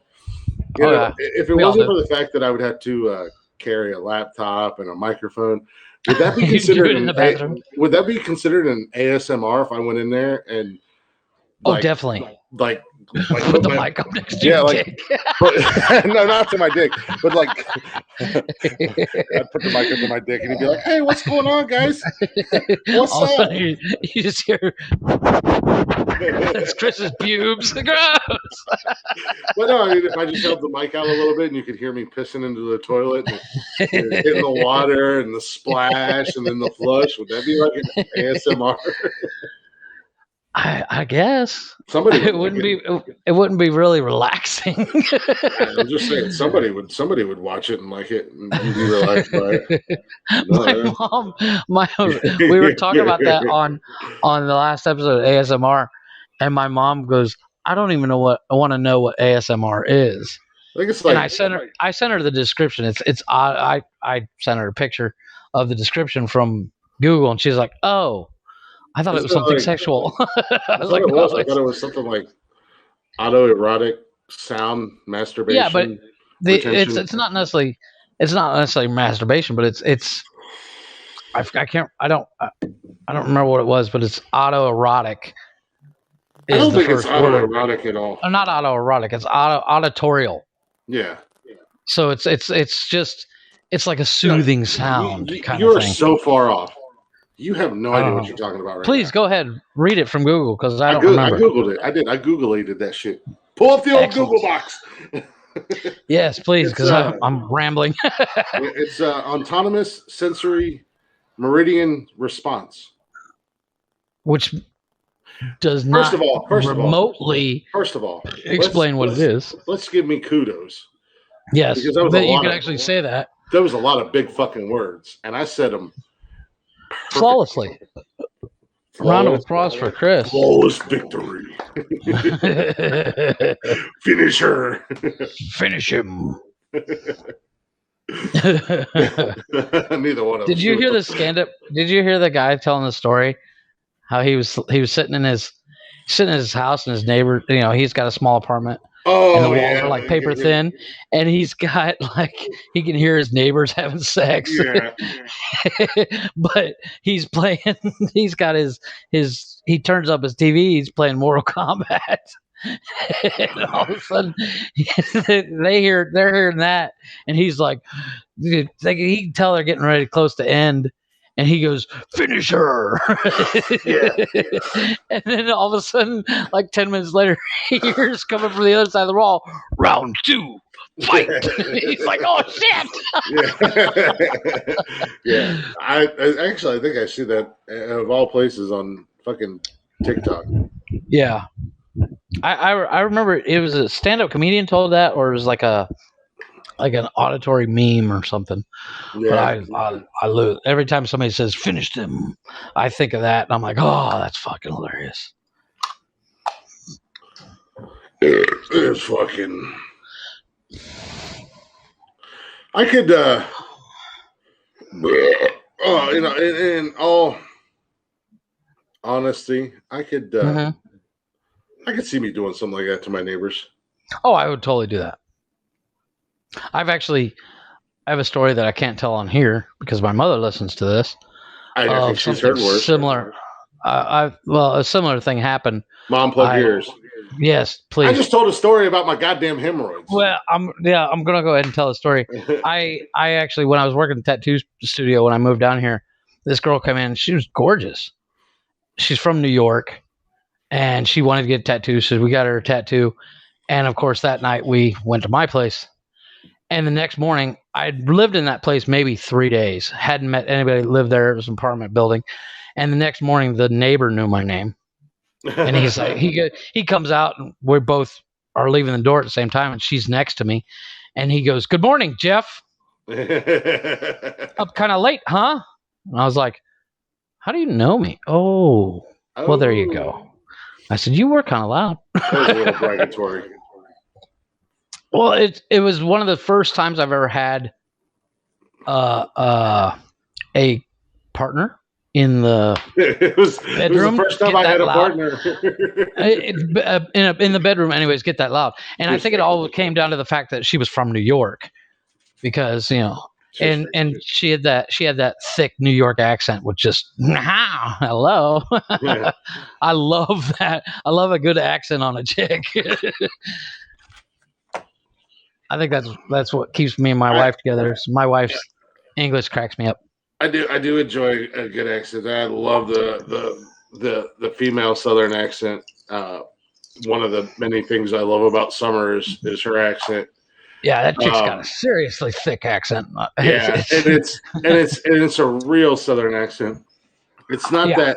It's not fake. That fake forced Southern accent that you hear a lot, like on TikTok or whatever, where some chick's from like fucking Southern Ohio, and she's like, I'm from Georgia. She's from Michigan. Yeah. she's right on the border of Canada, and she's like, howdy, y'all. And they're like, motherfucker, shut the fuck up. She's from up there. She's lived in Tennessee for like 2 weeks. Yeah. It's like, come on, bitch. You sound retarded. No, there's a chick on TikTok. I literally could listen to this chick talk for days, and she's got this really thick New York accent. And I'm just like, nah. That's my ASMR for the day. Welcome back, pretty girl. You must have heard me mention your name. No, I fucking ears are burning. Fucking love Summer's accent. It's my favorite. I've always, especially with a long distance relationship, you just call her up and be like, honey, tell me a story while I take care of something. Yeah. Can you read the phone book? What's a phone book? Oh, shit. I forgot so much. No, Google something and read it to me. Yeah. I was talking about your accent and how much I love it. Well, it's like, that's the one great thing about here is you get accents from all over, and you really get to understand which ones you like and don't like.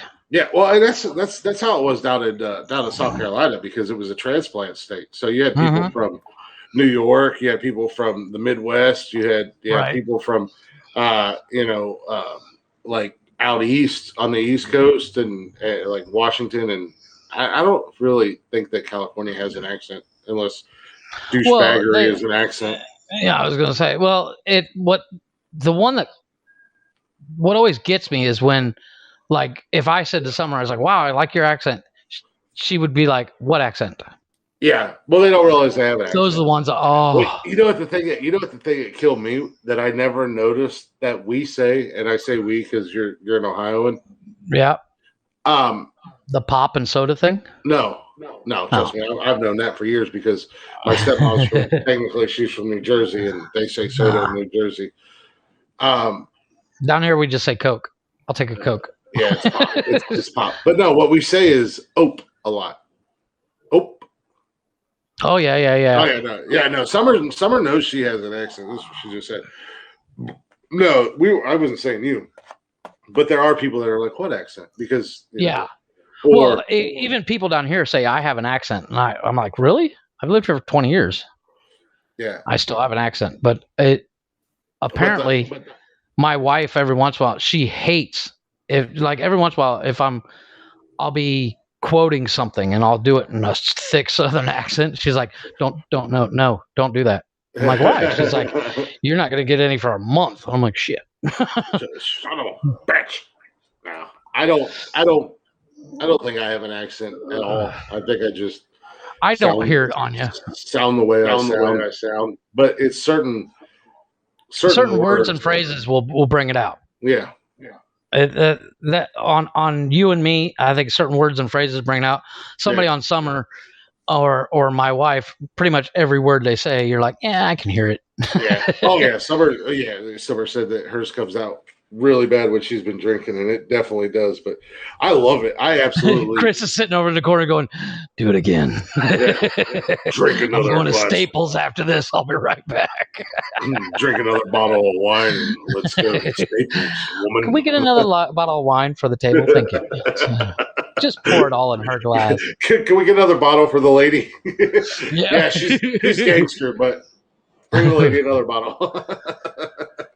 No, the one I can't. I like to listen to it when people talk, but complete turn off. Boston accent. I like the Boston accent, but complete turn off.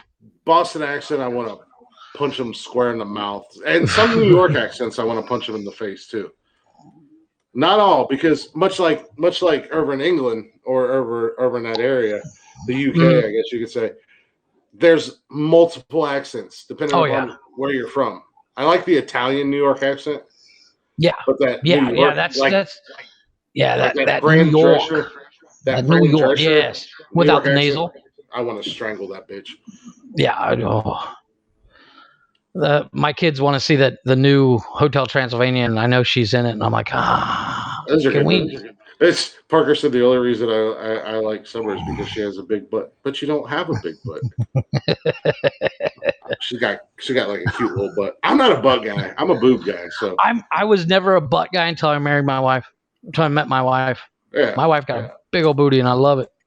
Yeah, I like a big old set of big old big bitties. Now, see, that's another thing. I was never a big booby guy either. Well, my wife's got big boobs. So you just like 2x4s, is what you're saying?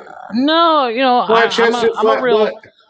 I'm a real C cup is about as far as I like to go. I'm a real personality type of guy. I like a girl with a good personality. Can she carry on a conversation? Yeah. No, but I mean, I was never. You see the chicks that their boobs are as big as their head. I'm like, yeah, I'm good. I love me some tig old bitties, man. But that's Summer, she'll tell you. my wife's got big boobs, and I'm all of a sudden like, how you doing? Like she had to go on a tour yesterday for like they call them fam trips, so you can know the tour. And it was one of the ones she hadn't done. She's like, I need a bathing suit. I was like, all right. So I pulled out a bathing suit. No, yeah, well, because they had to do a river swim. Okay. And there's a pair of shorts and a t-shirt. That's what I said. I was like, look, this looks like you came off the Amish reservation. Yeah. Summer said, trust me, I know, to my big boobs comment. And she comes home and she's changing, and she takes her shirt off and takes her shorts off, and she's got her bikini on underneath, and I was like, kids, it's time for bed. And she's like, what are you talking about? I was like, you're wearing a bikini. She's like, you've seen me naked, retard. I'm like, yeah, but something about that. Don't judge me because I like your big old bitty, Summer. Yeah. Yeah. You should be proud of the fact that your man likes you just the way you are. Let's make an example. Close the door. Give me a couple black eyes. Make me look like a domestic violence victim. You tell a guy with two black eyes. Nothing. You've been told twice. What had happened was I slipped and fell, and I hit the doorknob twice. I fell. Look, why are you wearing sunglasses today? It's 9 o'clock at night. Midnight. I have very sensitive eyes. No, shit. I'd be like, look at my eyes today. Look what happened to me. You did this to me. I earned these, and I'm proud of them.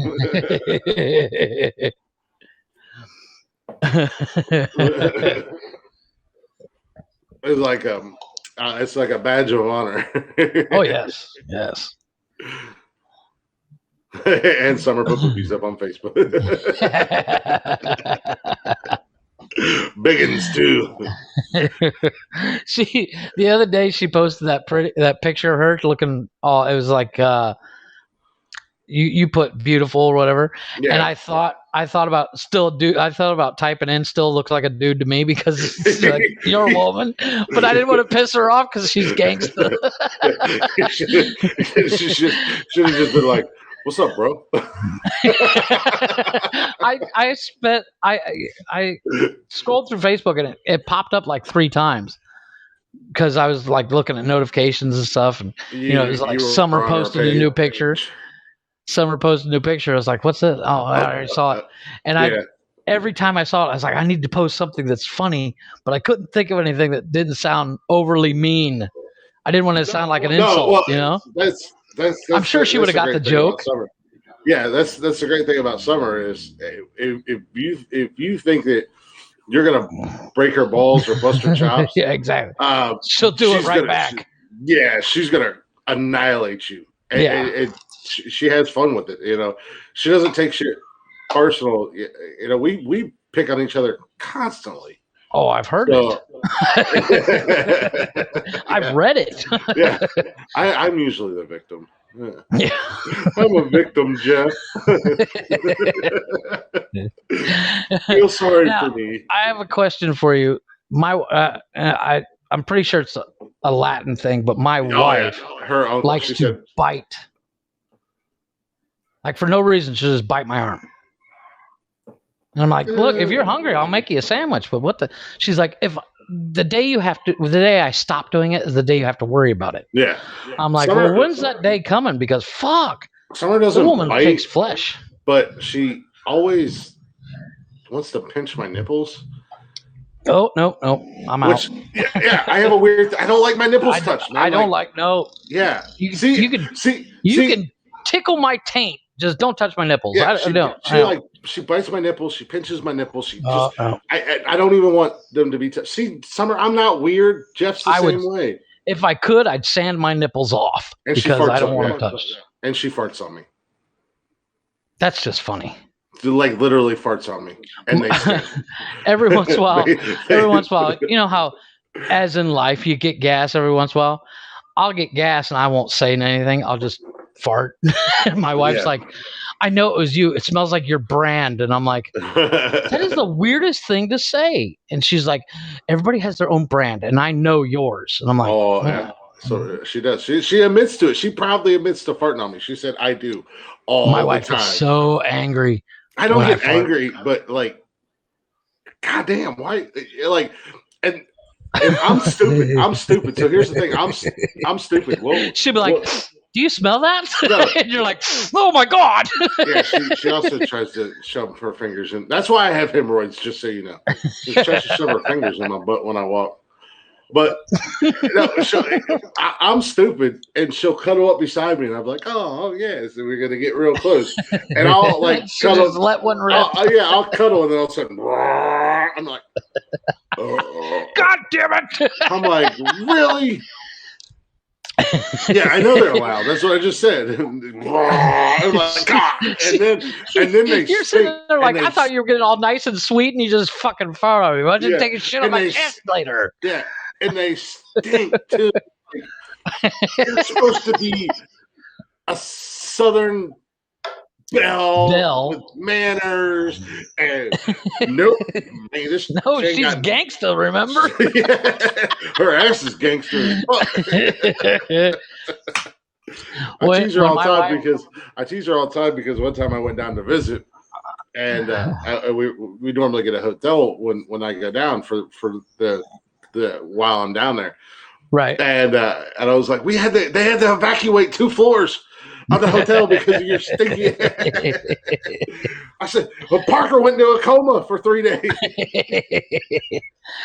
Now, I don't know what it is that gives me gas, but every once in a while I'll have gas. My wife like to kill me every time I let one, and it's not like they make a sound. It's they're SPDs, and she's just like, oh my God, I know it was you. And mine are loud. But even though she knows it's me, she goes, "Who farted?" And the kids go, "It wasn't me." Yeah, I don't know. Like, so not only is it wasn't me, and I don't know fucking shit up around my house, but now they're stinking it up. Yeah. No, and like I fart, and they're loud and they're bassy, and They shake walls. But what's up, the Bears rock? But they don't stink. Oh no, don't stink. No, my shit don't stink, man. Oh, I can peel paint off a wall. I'd rather you not bring protein bars on vacation. She's like, you just wait, motherfucker. You know what? She's gonna Dutch oven you. Nope. Because I bought a cork for the last time she came up. I'll cork that ass. Wait till she's asleep. What are you doing? No, just getting nothing. A little crispy. That's not it. Leave that in. Don't take it out. She's like, wrong hole, Chris. And you're like, no, it ain't. No, it's not. You ate that fucking power bar. Here's a bottle of wine. It's perfectly. It's all natural. It's nothing to worry about. Nothing to see here. Move along. That's a lie. No, I did because so the first time she came up, you know when you're first dating somebody and you're spending time together, like you don't want to fart or shit or anything. So like the first time she came up, man, my stomach was twisting and turning, and I'd walk out. I'm like, I'm gonna go smoke a cigarette, go outside. One of the first times when I first met my wife, we were working the same place, and I would drive her home. Yeah. At the end of, we'd go hang out and go see a movie or whatever, and then I'd drive her home. And the one day, and like her mom and stepdad and brother and sister, they lived in the house, but the closest bathroom was literally right off the living room. Mm. And I had to shit real bad one day. I was like, well, I gotta get going. And she's like, really? You usually stay for like an hour after? I said, no, I gotta get going. I gotta get up early tomorrow. I gotta do a few things. I'm like halfway home, and I'm like, no, I'm not gonna make it. Yeah. So I literally pulled behind a loading dock of a supermarket. Shit. Yeah. And leaned up next to the car and just took a big old shit right there. So you were like Smokey and Friday. Yeah. Oh man. What are you doing? Smokey's taking a shit.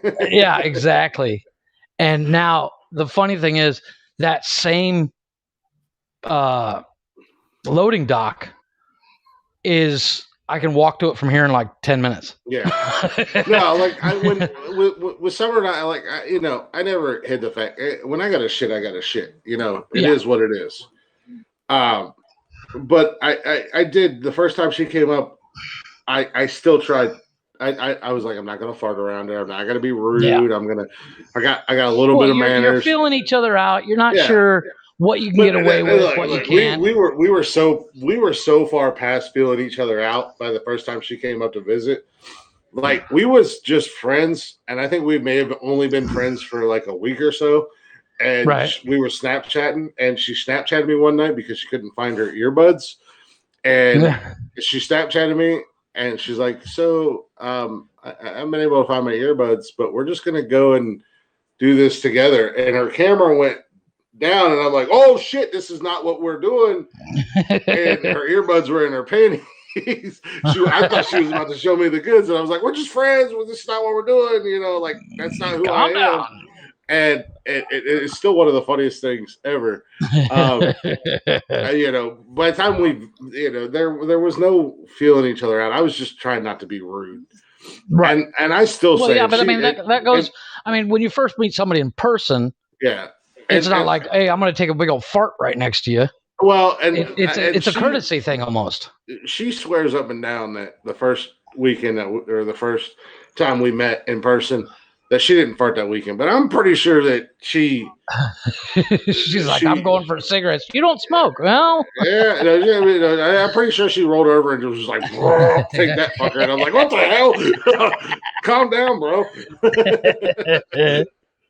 So, like, she says it wasn't the first time; it was the second time she came up. But after she farted on me and it stunk, I was like, I'm about to fuck everybody's world up. And I can feel it's on Snapchat in the memories when you farted on me. I'm pretty sure it was the first time you came up. But I will cherish it. Your earbud, that was so fucking funny. God damn, dude, this girl, she is something else. I love her to death. I love everything about her. She's a lunatic, and I fucking love it. There's no filter. Yeah, there's never been any filter between the two of us.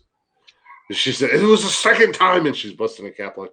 But after she farted on me, regardless if it was the first or second time, I got revenge, and my apartment's not very big. Like, right. I mean, it's a small ass apartment.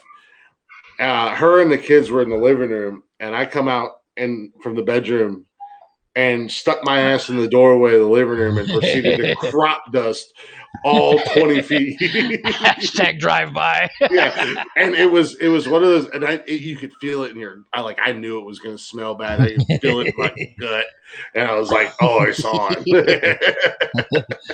And now it's just the norm when we're together. It's like 5 minutes in from us.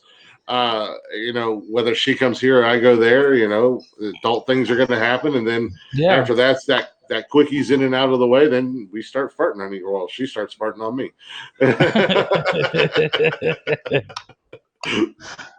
And the kids fart on each other, and the kids fart on us. It's just like, you guys are savages. You're all heathens. You paint a vivid picture, sir. It's one big farting happy family. Amen to that. Meanwhile, of all people in this family, I'm the sensible one. I'm the one trying to be like, all right, that's enough of the farting on everybody. Yeah. You're in the wrong when I'm the sensible one. When I'm the one You guys were in public. Come on.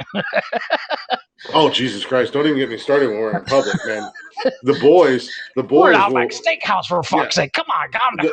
We'll go to Walmart and the boys will start running around like uncaged baboons. Oh. And I'm like, would you guys get the fuck back over here and calm down? And she's like, leave them alone. And I'm like, I'm not with any of you people. I'm the one going to go look at tampons. Always with my kids going, all right, when we get in here, it's next to the cart the whole time. Do not go anywhere. And we're not in the door 2 seconds. They're like, look, and they take off. And I'm like, come here. And my wife's like, let them be. They're fine. Yeah, I don't mind if they venture off, but like the girls will venture off and do whatever the hell they want. They're usually together. The boys are like running around. They're picking stuff up. They're throwing shit. Throwing balls back and forth. Yeah, they're and Summer's loving it, and I'm just like, I'm so embarrassed. Yeah, it's like I love these people, but Jesus Christ, I can't take them out in public. When did I become the grown up? That's when we're in trouble.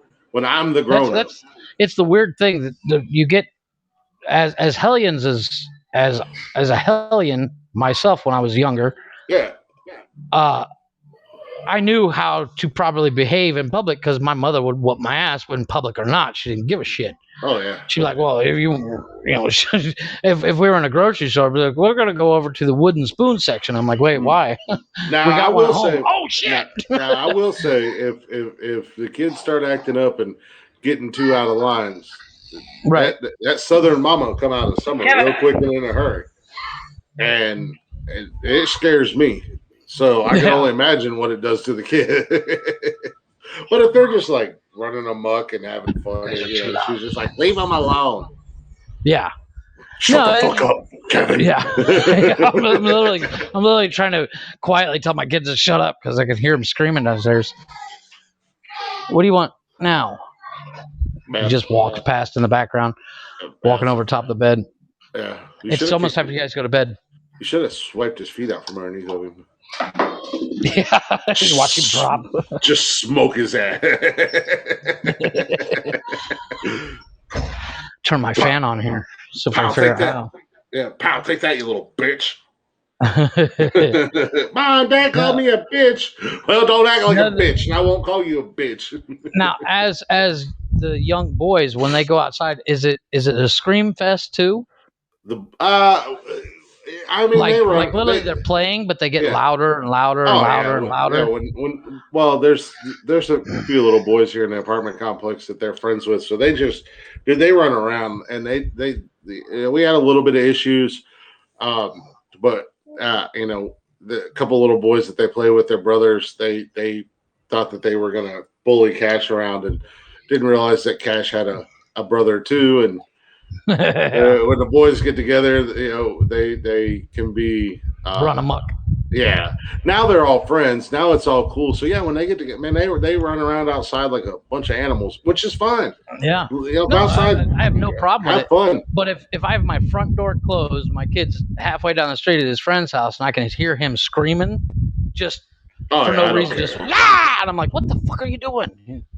Yeah, I don't care. I don't care at all. If they're outside and they're playing and they're having fun, as long as they're getting along, as long as all the kids are getting along, I don't care what you do.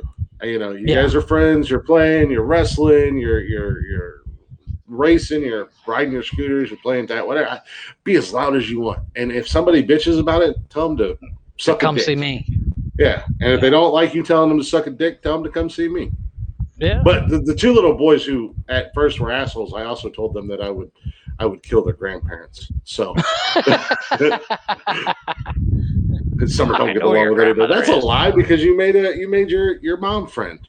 I literally asked them. I was like, do you like your grandparents? And they're like, yeah.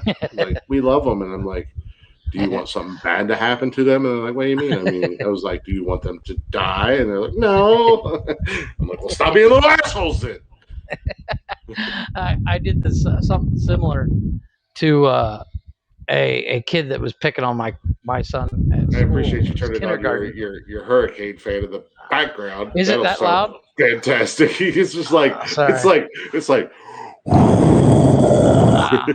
because I have it on my face. Yeah. Swept my butt off here. I'm gonna put it right beside my phone. But this kid was he picked on my son, and it wasn't anything bad. It was just kids being kids. But he was swinging on the swing. He was playing on the swing the next day, and I was like, "Be careful," and walked away. No, I don't know if it makes me a horrible person, and I'm probably going to get myself in trouble for saying this on the podcast, but I literally told these two little kids that their grandparents would die if they didn't start acting right. Your grandparents will burn in hell. Yeah. What the fuck? I will bathe in their blood and wear their and flesh. Drink from their skull.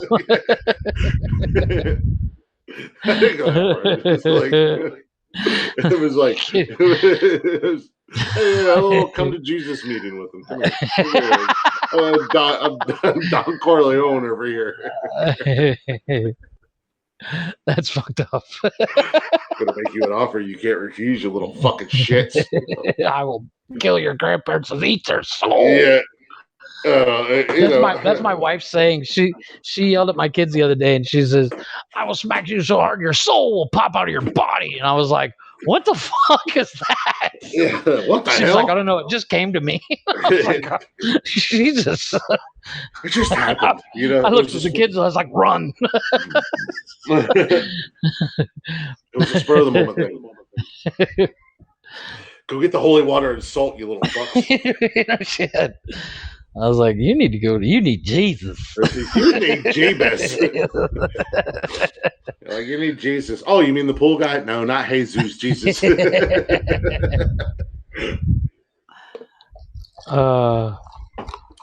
it's I don't know, man. I get a little, and Summer's the same way. She's very protective of the kids. I get a little overbearing, little protective. I don't. Gotta get my point across, man. You gotta get your point across. Oh yeah, definitely. Am I really gonna go kill their grandparents? No, I might punch his grandpa in the face, but I'm not gonna kill him. I wouldn't say I'm overprotective, but I'm more of what's the word for it? I want them to be in line. Yeah. Know your role. You are 100% a mama bear, baby.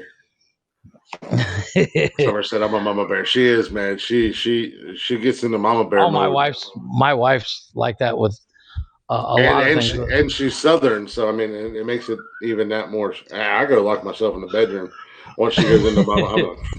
You see how big I am. You see what I'm doing. I lock myself in the bedroom. I got weapons in my dispense in the bedroom. And I'm still scared. Well, my wife is half Italian, half Mexican. And how the hell does that work? Well, her dad's Italian. Man, we know why her dad's in Mexico. No, well, I've never met her dad. There's a reason why. But when she gets angry, she just goes full fucking Italian. I get angry and I start thinking sadistically. Yes, it's like, what could I really do to traumatize somebody? Summer goes into mama bear mode, and it's like, oh, she's scary. She's got Irish running. She's got Irish running through her blood. With each other. How bad is it when you and Summer fight with each other, though? We honestly don't really fight, and if we do get into an argument, I feel like a giant piece of shit and apologize a million times. So I mean, or if I think I did something wrong, then I feel horrible. I'm such a bitch when it comes to her. I really am. My wife and I get in some knockdown dragouts. Yeah. Like it's like, kids, go to your room. Mom and Dad are gonna throw down. We do fight. But my wife, being Italian Mexican, she's got the Latin fire and the Italian mafia attitude, and then I'm German Irish. So we burn down worlds. Yeah. Summer and I, like I said, we do fight, but I turn into such a bitch.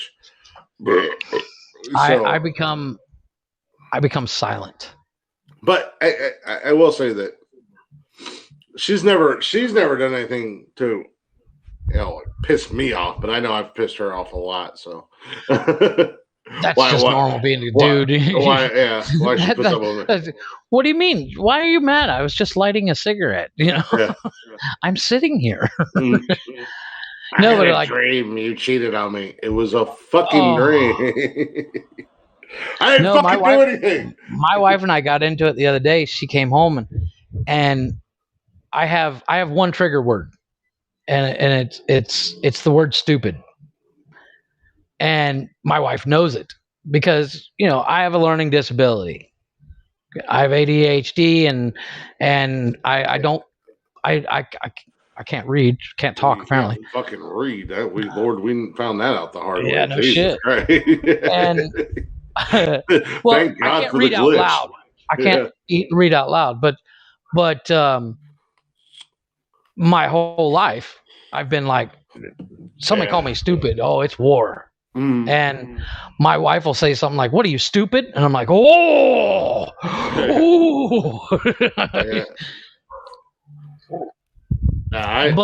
the one thing, like my wife, when she gets angry, she will literally hit every trigger word she can. Yeah. And I'm the exact opposite. I will literally yell at you, but I will never say anything that I would later regret. Well, that's the worst thing when you get mad. Yeah. But I've yet to say something that I know would be a trigger word for her.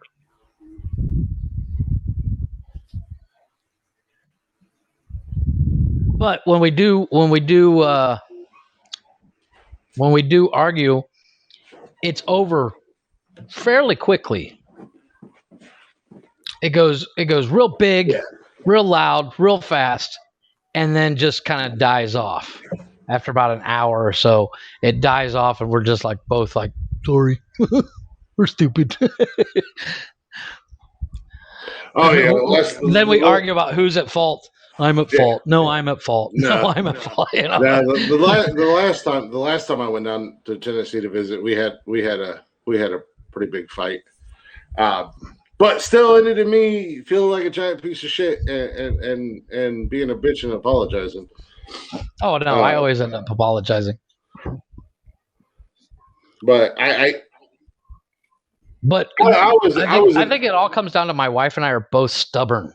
Yeah, I was in the wrong. There was like I was stuck between a rock and a hard place. It didn't really matter what I did, Yeah. But yeah, I shaved my beard, Connor. Well, welcome to the show. Now that it's almost the end. Yeah. Better late than never, I guess. But usually, Summer's stubborn as a goddamn mule, and I'm stubborn too, to a certain degree. But I also I think a lot of it. Well, I usually just, like I said, I just bitch out and it's like, yeah, I know, I suck and I'm stupid, so I just well, usually for us, it's usually the first 10 minutes of the argument. The usual first 10 minutes of an argument, I'm sitting there going, Jeff said, "Peace out, bro." Summer's got to go pack. Summer's got to go pack and eat. She's got to go to Nashville tomorrow, and then Friday they're heading out to Pigeon Forge for the weekend. Her and the little dude and his friend and her mom friend that she made. Now, when are you going up to Pigeon Forge? 28 days. Oh, I'm gonna go. I'm gonna go. Calendar. I do. I am going to be going down a lot in Pigeon Forge, if you know what I mean.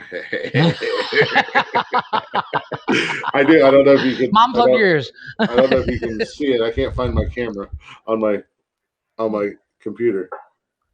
Oh, I can barely see anything. Yeah. I don't know where the hell my goddamn. Put it in front of my face. There you go. It doesn't show. I can't see it. I can see it later when I watch the playback. But my the view of you is literally the size of like my thumbnail. Yeah. And it's in reverse. Yeah. So right there, right down here at the bottom, there's a countdown. You get one of those countdowns like 3 months. 4 days, 32 hours, 17 minutes, 22 seconds. 28 days, 18 hours, 36 minutes. I get to see my pretty girl. and yes, like I said, I will be going down a lot when I'm a Pigeon. But what are you talking about, Connor? Connor's talking about crack whores and Pigeon Forge. Interesting. So yeah, no, that's a plus because Summer has a very, very high sex drive. Nice. I don't to a certain degree, but that's just from my marriage. That's also an age thing, dude. Because my wife and I are the same. Yeah, no, my wife and I are the same. It's not an age thing. It's a lot to do with my ex-wife. So it's like a lot of bad mental memories. no, it's just mental and subconscious behavior type deal. Okay, yeah. Just got weird. But yeah. It's not that I don't like to, because trust me, I do. Looks like fucking. I don't think anybody doesn't. I can't think of anybody that I would know that doesn't like to. Connor, I'll be 40 in October, you little shit. Connor said I was like 65.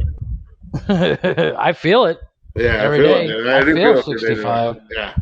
No, so we kind of we even each other out real nice, and there's usually a lot of adult interactions when we're together.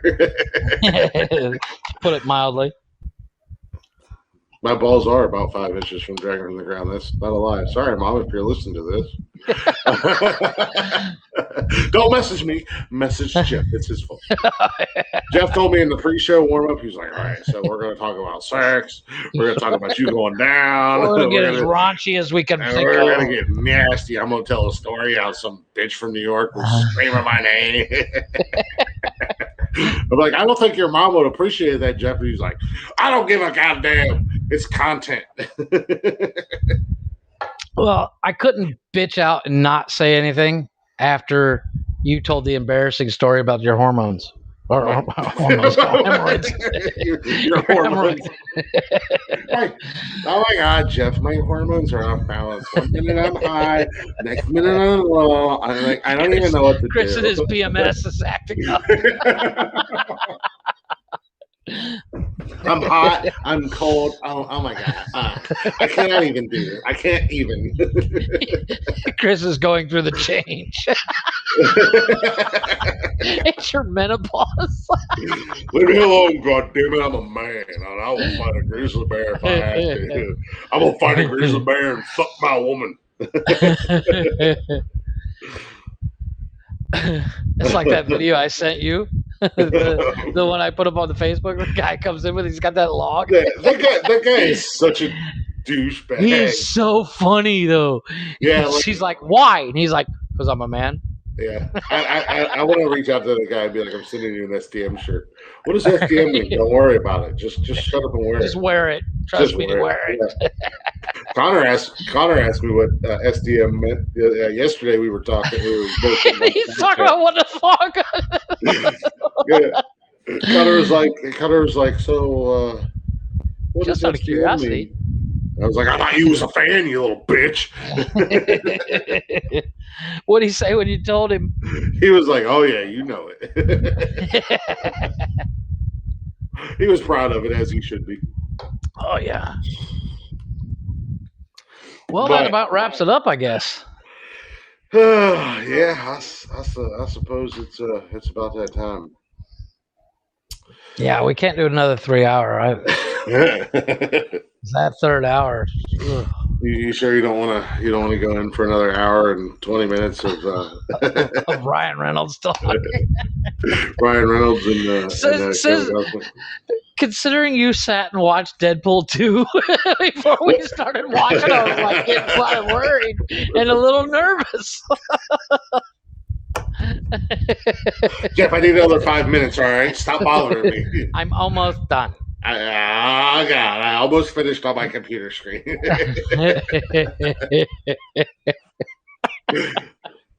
He looks so good in them spandex. Oh, my God. Fuck Captain America and America's ass. That's America's What did you think ass. of T.J. Miller in those Looking movies? hilarious. I love T.J. Miller, though. I think he's funny. A lot of people were like, "Oh, he's a like the Wish version of X actor," and I was like, "Not really. He does his own thing. He's T.J. Miller does his own thing, and the greatest thing about it is a lot of that back and forth between him and Ryan Reynolds is literally unscripted. Yeah, it's 100%. I guarantee you, they got to that part in the script, and they're like, "What do we write?" And they're like, "Wow, we'll just." Well, no, they had it scripted. They had it scripted, and then TJ Miller and Ryan Reynolds just started riffing, and they were like, "Fuck it, let's like that whole scene in Deadpool 1 wasn't even a part of the movie. Where they had sex with another like that whole few minutes where they were doing all that back and forth. That wasn't even in the movie, but it was so. They've said that it was so good and so funny to watch that was a scene that they added into. But a lot of their back and forth where those two are talking is that's where I know I could never be a major actor in a comedy because I wouldn't be able to make it through a scene like that. No, you almost died last week when I did ASMR. Oh my God, dude. I totally didn't see it coming either. Well, that was the great thing. I've watched that video so many times. And the great thing is like I get up and walk away and you can see my face like, where the fuck did he go? Yeah, you're talking about whatever, and then you just go blank stare at the camera. Nothing to say. You can see I'm looking at the thumbnail of you, and I'm like, he's not even on screen. This motherfucker just walked away, and then all of a sudden, I was like, holy shit. just that blank stare for those few seconds in that silence. And then all of a sudden, my head starts staring at the ceiling. I'm losing it. That's the comedic genius that I am. That's the world I live in on a daily basis. That was like my boss today. He was like, he likes to fuck with people. And I told him, I was like, just so you know, and like he's I from can New take York. it out. I can dish it and take it out. He's from New York, and he's a smart ass. And I was like, just so you know, I grew up in Thunderdome. So as quick as you think you might be, I'm 10 times quicker, and there's no filter. Yeah. And he was like, I can dig it. And I was like, as long as you can, he's like, just be cautious of where we are. And I'm like, no, there's a filter where like I know where I am. If we're at a client's house, or and I know the people that are around me, but if it's just you and me, I'm gonna light you up like fire. I was like, I'm lightning, quick and in a hurry. And I was like, dude, I grew up with uncles that were smartasses, and you had to be quick to survive, and you had to be good. I was like, so just know that I may roast the shit out of you, and I'm probably going to go for your soul, and I'm going to make you reconsider your life decisions. But it's nothing personal. I'll make you rethink that haircut. I'm just breaking your balls. At the end of the day, it's all love, baby. Well, it's when you get to our age and you meet people like that, it instantly takes you back to high school. You're like, oh, I can bust this guy's balls and he can bust mine back. And that's when it doesn't become a job, so to speak, as you almost not quite look forward to going to work, but you're like, you're thinking about it at home going, oh, I got one I'm gonna fuck him up with. And it's great because like he knows he's a hobbit. I know I'm an ogre, and that's going to be our go-to. He's going to make fun of me because I'm your giant gorder. Yeah, he knows I'm a big dumb animal, and I also know he's a tiny little munchkin land squirrel dweller. And we're that's gonna be our focal point. I mean, today I can't even tell you how many comments or jokes we made about each other's size. Oh yeah, like he tried to make fun of me because I couldn't get up into an attic because it was in a closet. And before he could even finish what he was saying, I was just like bang. I was just like bang. I fired back at him, and our customer, she started laughing, and he just got over at it. He was like, "You son of a bitch, you got me." Don't play with the master, son. I'm older than you. I've been around the block a couple more times. No, but yeah, like I said, I mean, I had a boss down here that I could just, when I was working for Best Day, we would literally send shit back and forth through Messenger, while at work, and to the one point, my wife saw one of the messages. She's like, "You could turn him in for that." I was like, "No, he's busting my balls. He's not being serious." Yeah, it's all fun. That's the thing. At the end of the day, it's all fun. Like I said, at the end of the day, it's all love. Hey. Yeah. Well, the funny one was I forget how it came up, but for no reason whatsoever, he's like, "Oh, I got this amazing video you got to see." Turns out it was tranny porn, and I was like, "Damn it, dude! You got me all excited about it." And I was like, "What the fuck?" You're like, what the fuck? This one. Ooh, actually, this is. Hello, is that Ryan Reynolds? Can I take a masturbation break? Yeah, that one still blows my mind. All right, well, let's go ahead and wrap this up. Gotta go kill me some kids. Yeah, I can tell they didn't go to bed when I told them. I gotta go get me some dinner. Yeah, I made chicken soup. I made Salisbury steaks last night, so I'm gonna have leftovers. Oh, I'm jealous. I made wings last night, dude. I deep fried Salisbury steaks. They're nice. Salisbury steaks are like so cheap, but you get some corn and mashed potatoes to go with it. Oh, and it's hungry man style. Yeah, man. How do you please a hungry man? You just eat that shit up. It's like, it's so good. I'm broke as shit, but this is so good. I got like 400. My wife and I went to the grocery store. My wife and I are going through the grocery store, and she's like, "What else do we need?" And I was like, "Hold on." And I walked over to the deli, and I'm like, "Give me 2 kilos of ham." And the lady's like, "What, are you serious?" And my wife chimes in behind me. He likes sandwiches. Sandwiches are delicious, and I'll tell you once I get all trained and stuff, and give me a lunchbox, I'll probably, Hell yeah. I'll throw me a few sandwiches in it the night before I go to bed, and throw them in the refrigerator. And Now, see, when no, I'm I at can't work, do that. No, no, no, no, no. I gotta have my sandwiches like I well, have to make it right before I walk out the door, or else I won't eat it. well, what you do is if you put like veggies or condiments or whatever on it, Uh huh. you put them off to the side, so when you're at No, work, no, no, no. you can But throw them on. That way, they don't get all soggy and gross. Trust me, I'm a no, professional sandwich I maker. get what you're saying, but I don't know. It's something about no, can't do it. I don't know. It weirds me out. I'm one of those guys. Like I make a sandwich and then I eat it before I make my second one. Well, yeah, no, I'm usually like that if I'm at home, but if I'm going to work, and like I said, I'm a professional fat guy and a professional sandwich maker. So Yeah. trust me, I know what I'm talking about. I didn't get this big for no reason. I think that's where my wife yells at me. She's like, maybe you should stop eating sandwiches. You're getting a gut. I'm like, maybe you should watch your fucking mouth, whore. Yeah, exactly. I'm like, maybe you should be quiet because I'm gonna make me another sandwich. Because meanwhile, I got Summer over here cooking to feed an army, and she's like, I don't think you had enough. And she brings me a plate of 3 pound, like a plate, and it's got like 3 pounds of food. I'm like, baby, I'm stuffed. And she's like, no, you can eat some more. I got dessert out there too. And I'm like, oh, I'm gonna die, but it's so delicious. I can't stop eating. Oh, I did that. I made spaghetti the other day, and I made my own sauce. Like I cut up green tomatoes and green peppers and onion and tomato chunks and 3 cheeses and all this stuff, and I cooked it up, and it was so good. I'm eating more and more. Yeah. And my wife's like, "You're still hungry?" I said, "No, I'm full." As I'm stuffing more in my mouth, and she's like, "Then why are you eating?" I said, "It tastes so good." Yeah, that's how it is with Summer. Because oh my god, she's such a great cook, and it's just like I'm full, and I don't want to. I don't want to eat anymore, but I can't stop fucking eating. And then we wonder why we're 300 pounds apiece. They're rolling us into the back of the truck. Yeah, you say that as a joke, but your boy's getting close to 300 pounds. But also, I'm 6'2", so I'm not.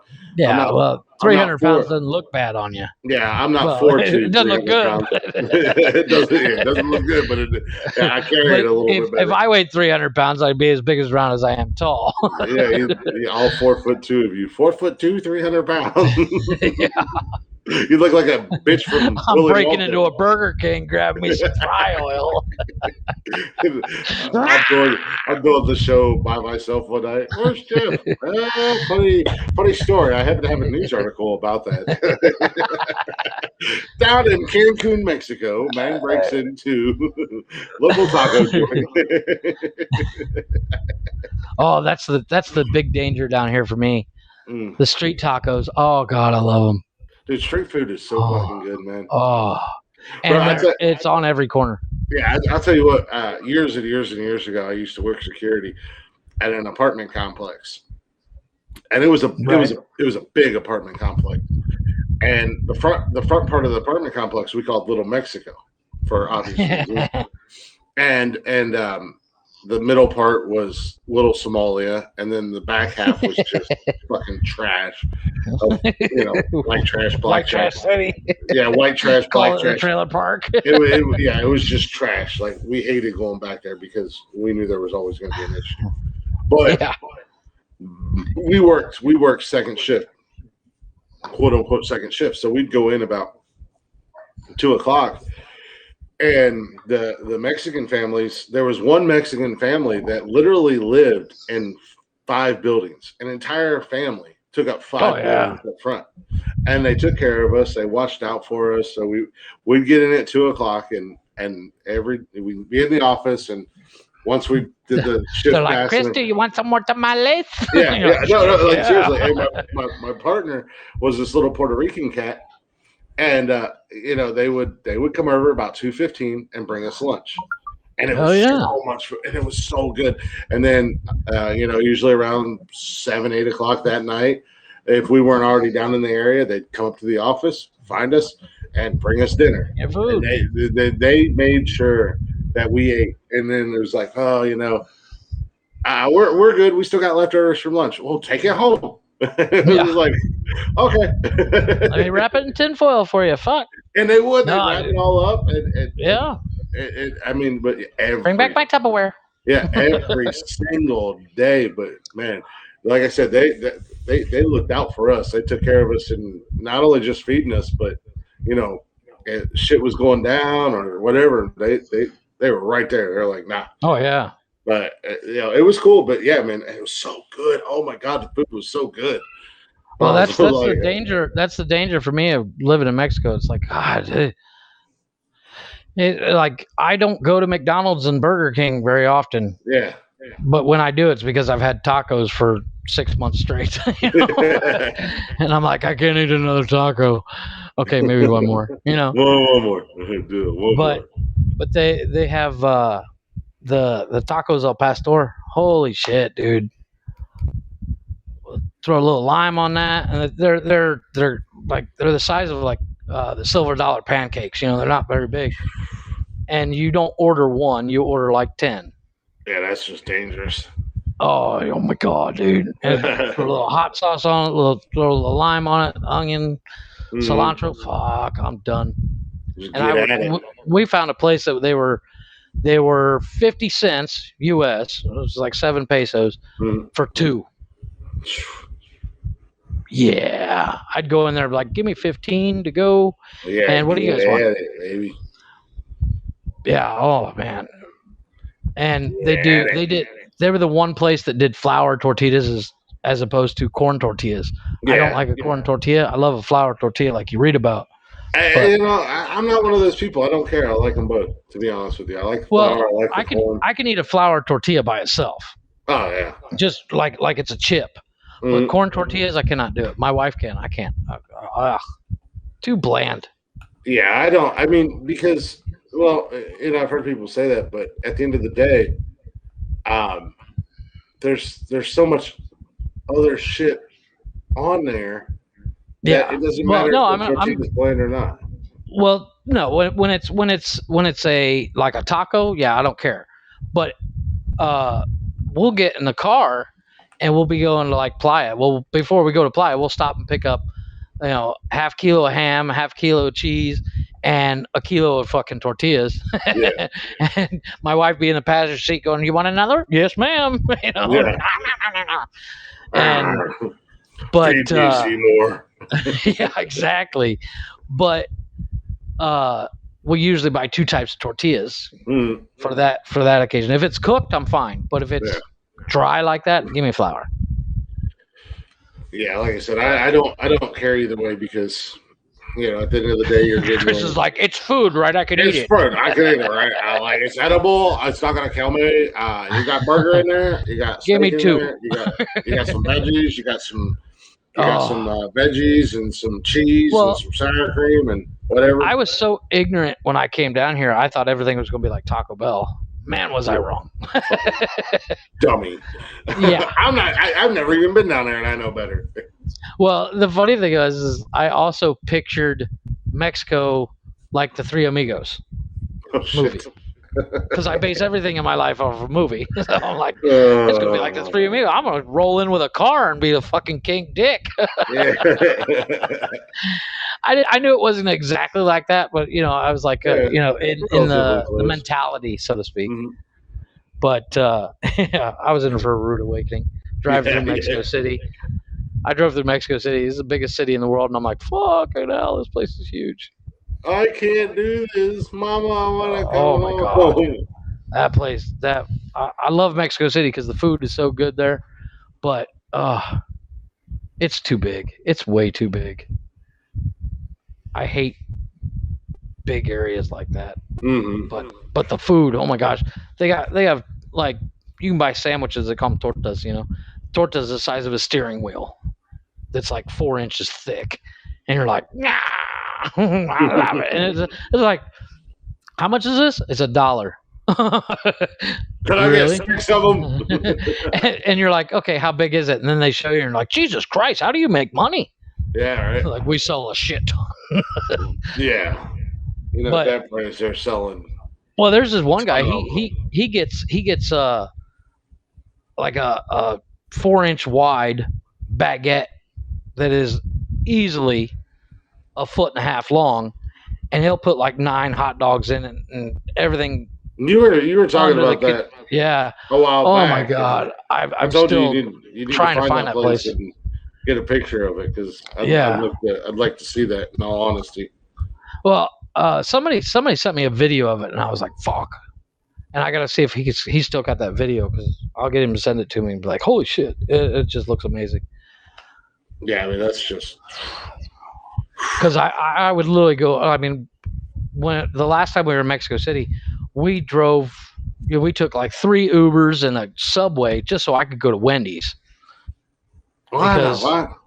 Yeah, well, there's the only Wendy's in Mexico is in Mexico City. Oh, there's really? like 3 of them. Yeah.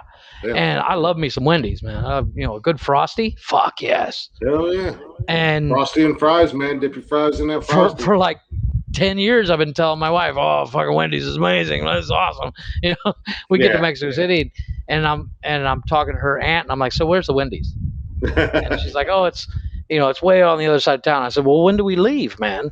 Yeah, and we finally got over there on like the second to the last day, and they're closing in 10 minutes, and I'm like, "Oh, give me the left side of the menu." You was about to be that guy down in Florida. Oh yeah, because the whole time, it was raining. The Uber couldn't find us where we were standing because we were kind of underneath a bridge, and it's like 6 roads stacked on top of each other and shit. And the Uber actually called us at one point and says, "Yeah, I'm going to cancel for you guys because I don't know where you are." And we're like, "Fuck!" And so we had to walk like a block and a half for another Uber to find us. And I'm like, "Fuck! We got 5 minutes to get there." And what made it worse, we got there and I was like, "I need a Frosty, I need a Biggie, and this." And they're like, "Yeah, we have no Frosties. It's already shut down for the night." And I was like, "You better turn that motherfucker back on." I didn't get my Frosty. I was so pissed. But I did get my Biggie. So I was happy. Their fries aren't that great, but their Biggie burger thing, that thing's awesome. Yeah, the great thing that I don't know if they still do it or not, but I do like Wendy's fries. But one of the best things that Wendy's ever did for their fries was start using sea salt instead of regular salt. Mm-hmm. Now, the one thing that Wendy's does do that I'd like to go bring Dave Thomas back to life and slap him in the face. Just smack him around. Even though it's not his fault, is those goddamn magic Coke machines that has the touch screen on it. Oh, okay. Because everything tastes like cherry Coke.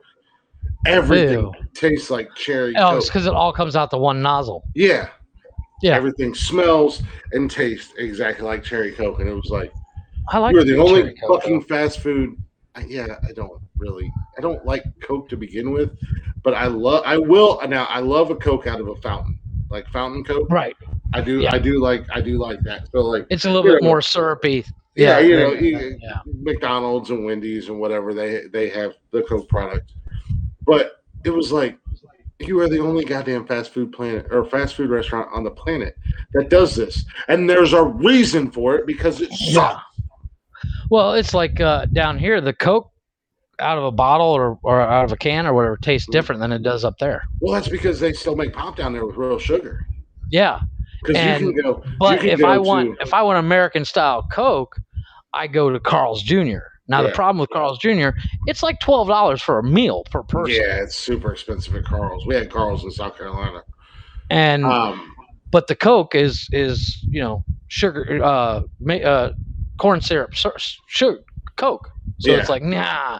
My wife hates it. She's like, it tastes like medicine. I'm like, it fucking tastes awesome. Yeah, well, like Costco. I think it's Costco. There's some place up here, I want to say Costco, that sells the Mexican version of Coke. Right. Or they don't call it Mexican because they call it a real sugar Coke. They call it something. It's like Spanish or something to do with, but they don't call it Mexican because that's not South American Coke. Even though that's what it is. It's like Mexican. But they do taste totally different. But you can buy. Pepsi started doing that a couple years ago, where you can buy. Pepsi tastes like ass down here. Yeah, you can buy. I can go to Speedway or any gas station. They've got regular Pepsi or regular Mountain Dew, and then they've got Mountain Dew made with real sugar, Mountain Dew made with real Pepsi. Well, you can't get Mountain Dew down here unless you want to spend like $4 a can. Yeah. But one of them, I can't remember. I just buy the regular. But one of them I really like with the real sugar, and the other one is horrible. Dog shit. I think it's the Mountain Dew with real sugar that I like. I guarantee it's the Mountain Dew. Because Pepsi down here, I'd rather take a beating with a ball-peen hammer to my head than drink Pepsi. Because I just like, but I don't buy the real sugar. I just buy the regular stuff. Yeah. I live in a first world country. I don't live in a third world country, so we're spoiled. And on that note, hashtag privileged. Yeah. But on that note, we do have to wrap up because I can hear my kids still playing, and they're supposed to be in bed like 20 minutes ago. Go show them the rock and stick trick. Oh, I'm gonna. Watch this. Show them that plastic jump rope. Show them the plastic jump rope, how it works. Oh. Yeah. Oh, no, that shit gets my shins every once in a while. Get packing, baby. But, yeah, we do need to wrap this up because I need to eat. I got to eat, and I'm going to... Yeah, I haven't eaten either. I'm going to watch some Doom Patrol while I eat my dinner. What? Dinner. Oh, yeah. That's what Summer says all the time, so now she's got me saying it. Like, I don't know. Sounds cool. All right. Wrap us up, sir. Well, it's been another show. It's been another show. It's been another show of bullshit that we didn't get to anything we planned on it outside of my hemorrhoids. Oddly talking about lots of sex. Jeff's obsession with tranny porn and feeding our kids. Yes. But either way, it was a dumpster fire of a show, but we had fun. Thank you guys for listening. Usual. Thank you guys for watching the live show. Appreciate y'all. Appreciate everybody. And, we always forget to mention this, and I'm going to make it a point Saturday to spit this out at the beginning and the middle and at the end, and just randomly, like we almost need like an egg timer. Yeah, when Jeff starts talking about cars, I'm going to yank the e-brake and go, oh, by the way, if you're not already, feel free to follow us. So if you guys aren't already, follow us on Facebook, Instagram, TikTok, all at Nonsensical Nonsense. Also, make sure you follow us on Spotify at Nonsensical Nonsense, so you can get every single episode of this if you so inclined to torment yourself. Or if you guys like what you hear, with the exception of the dumpster fire that it is, if you like what you hear, do us a favor, share it. Yeah, share it. Definitely share it out there. Let other people know, because that's the one thing holding us back. Is we have fans, but we always can use more. Give me more. And like I said, if you use this to torture yourself, if you're what is that? Sadomasochist. Is it a masochist or sado? Yeah, or if you have 6 girls locked in your basement and you live in Cleveland and you need to torture them. Well, we're your guys. But no, seriously, thank you guys. We'll see you hopefully Saturday. Yeah, we'll be back. I don't have anything going on this weekend. I don't think I do. You very rarely have anything going on. But again, thanks for listening. Make sure you follow us on social media and follow us on Spotify. This would be great if you gave us a countdown so you could finish. I know, countdown is out because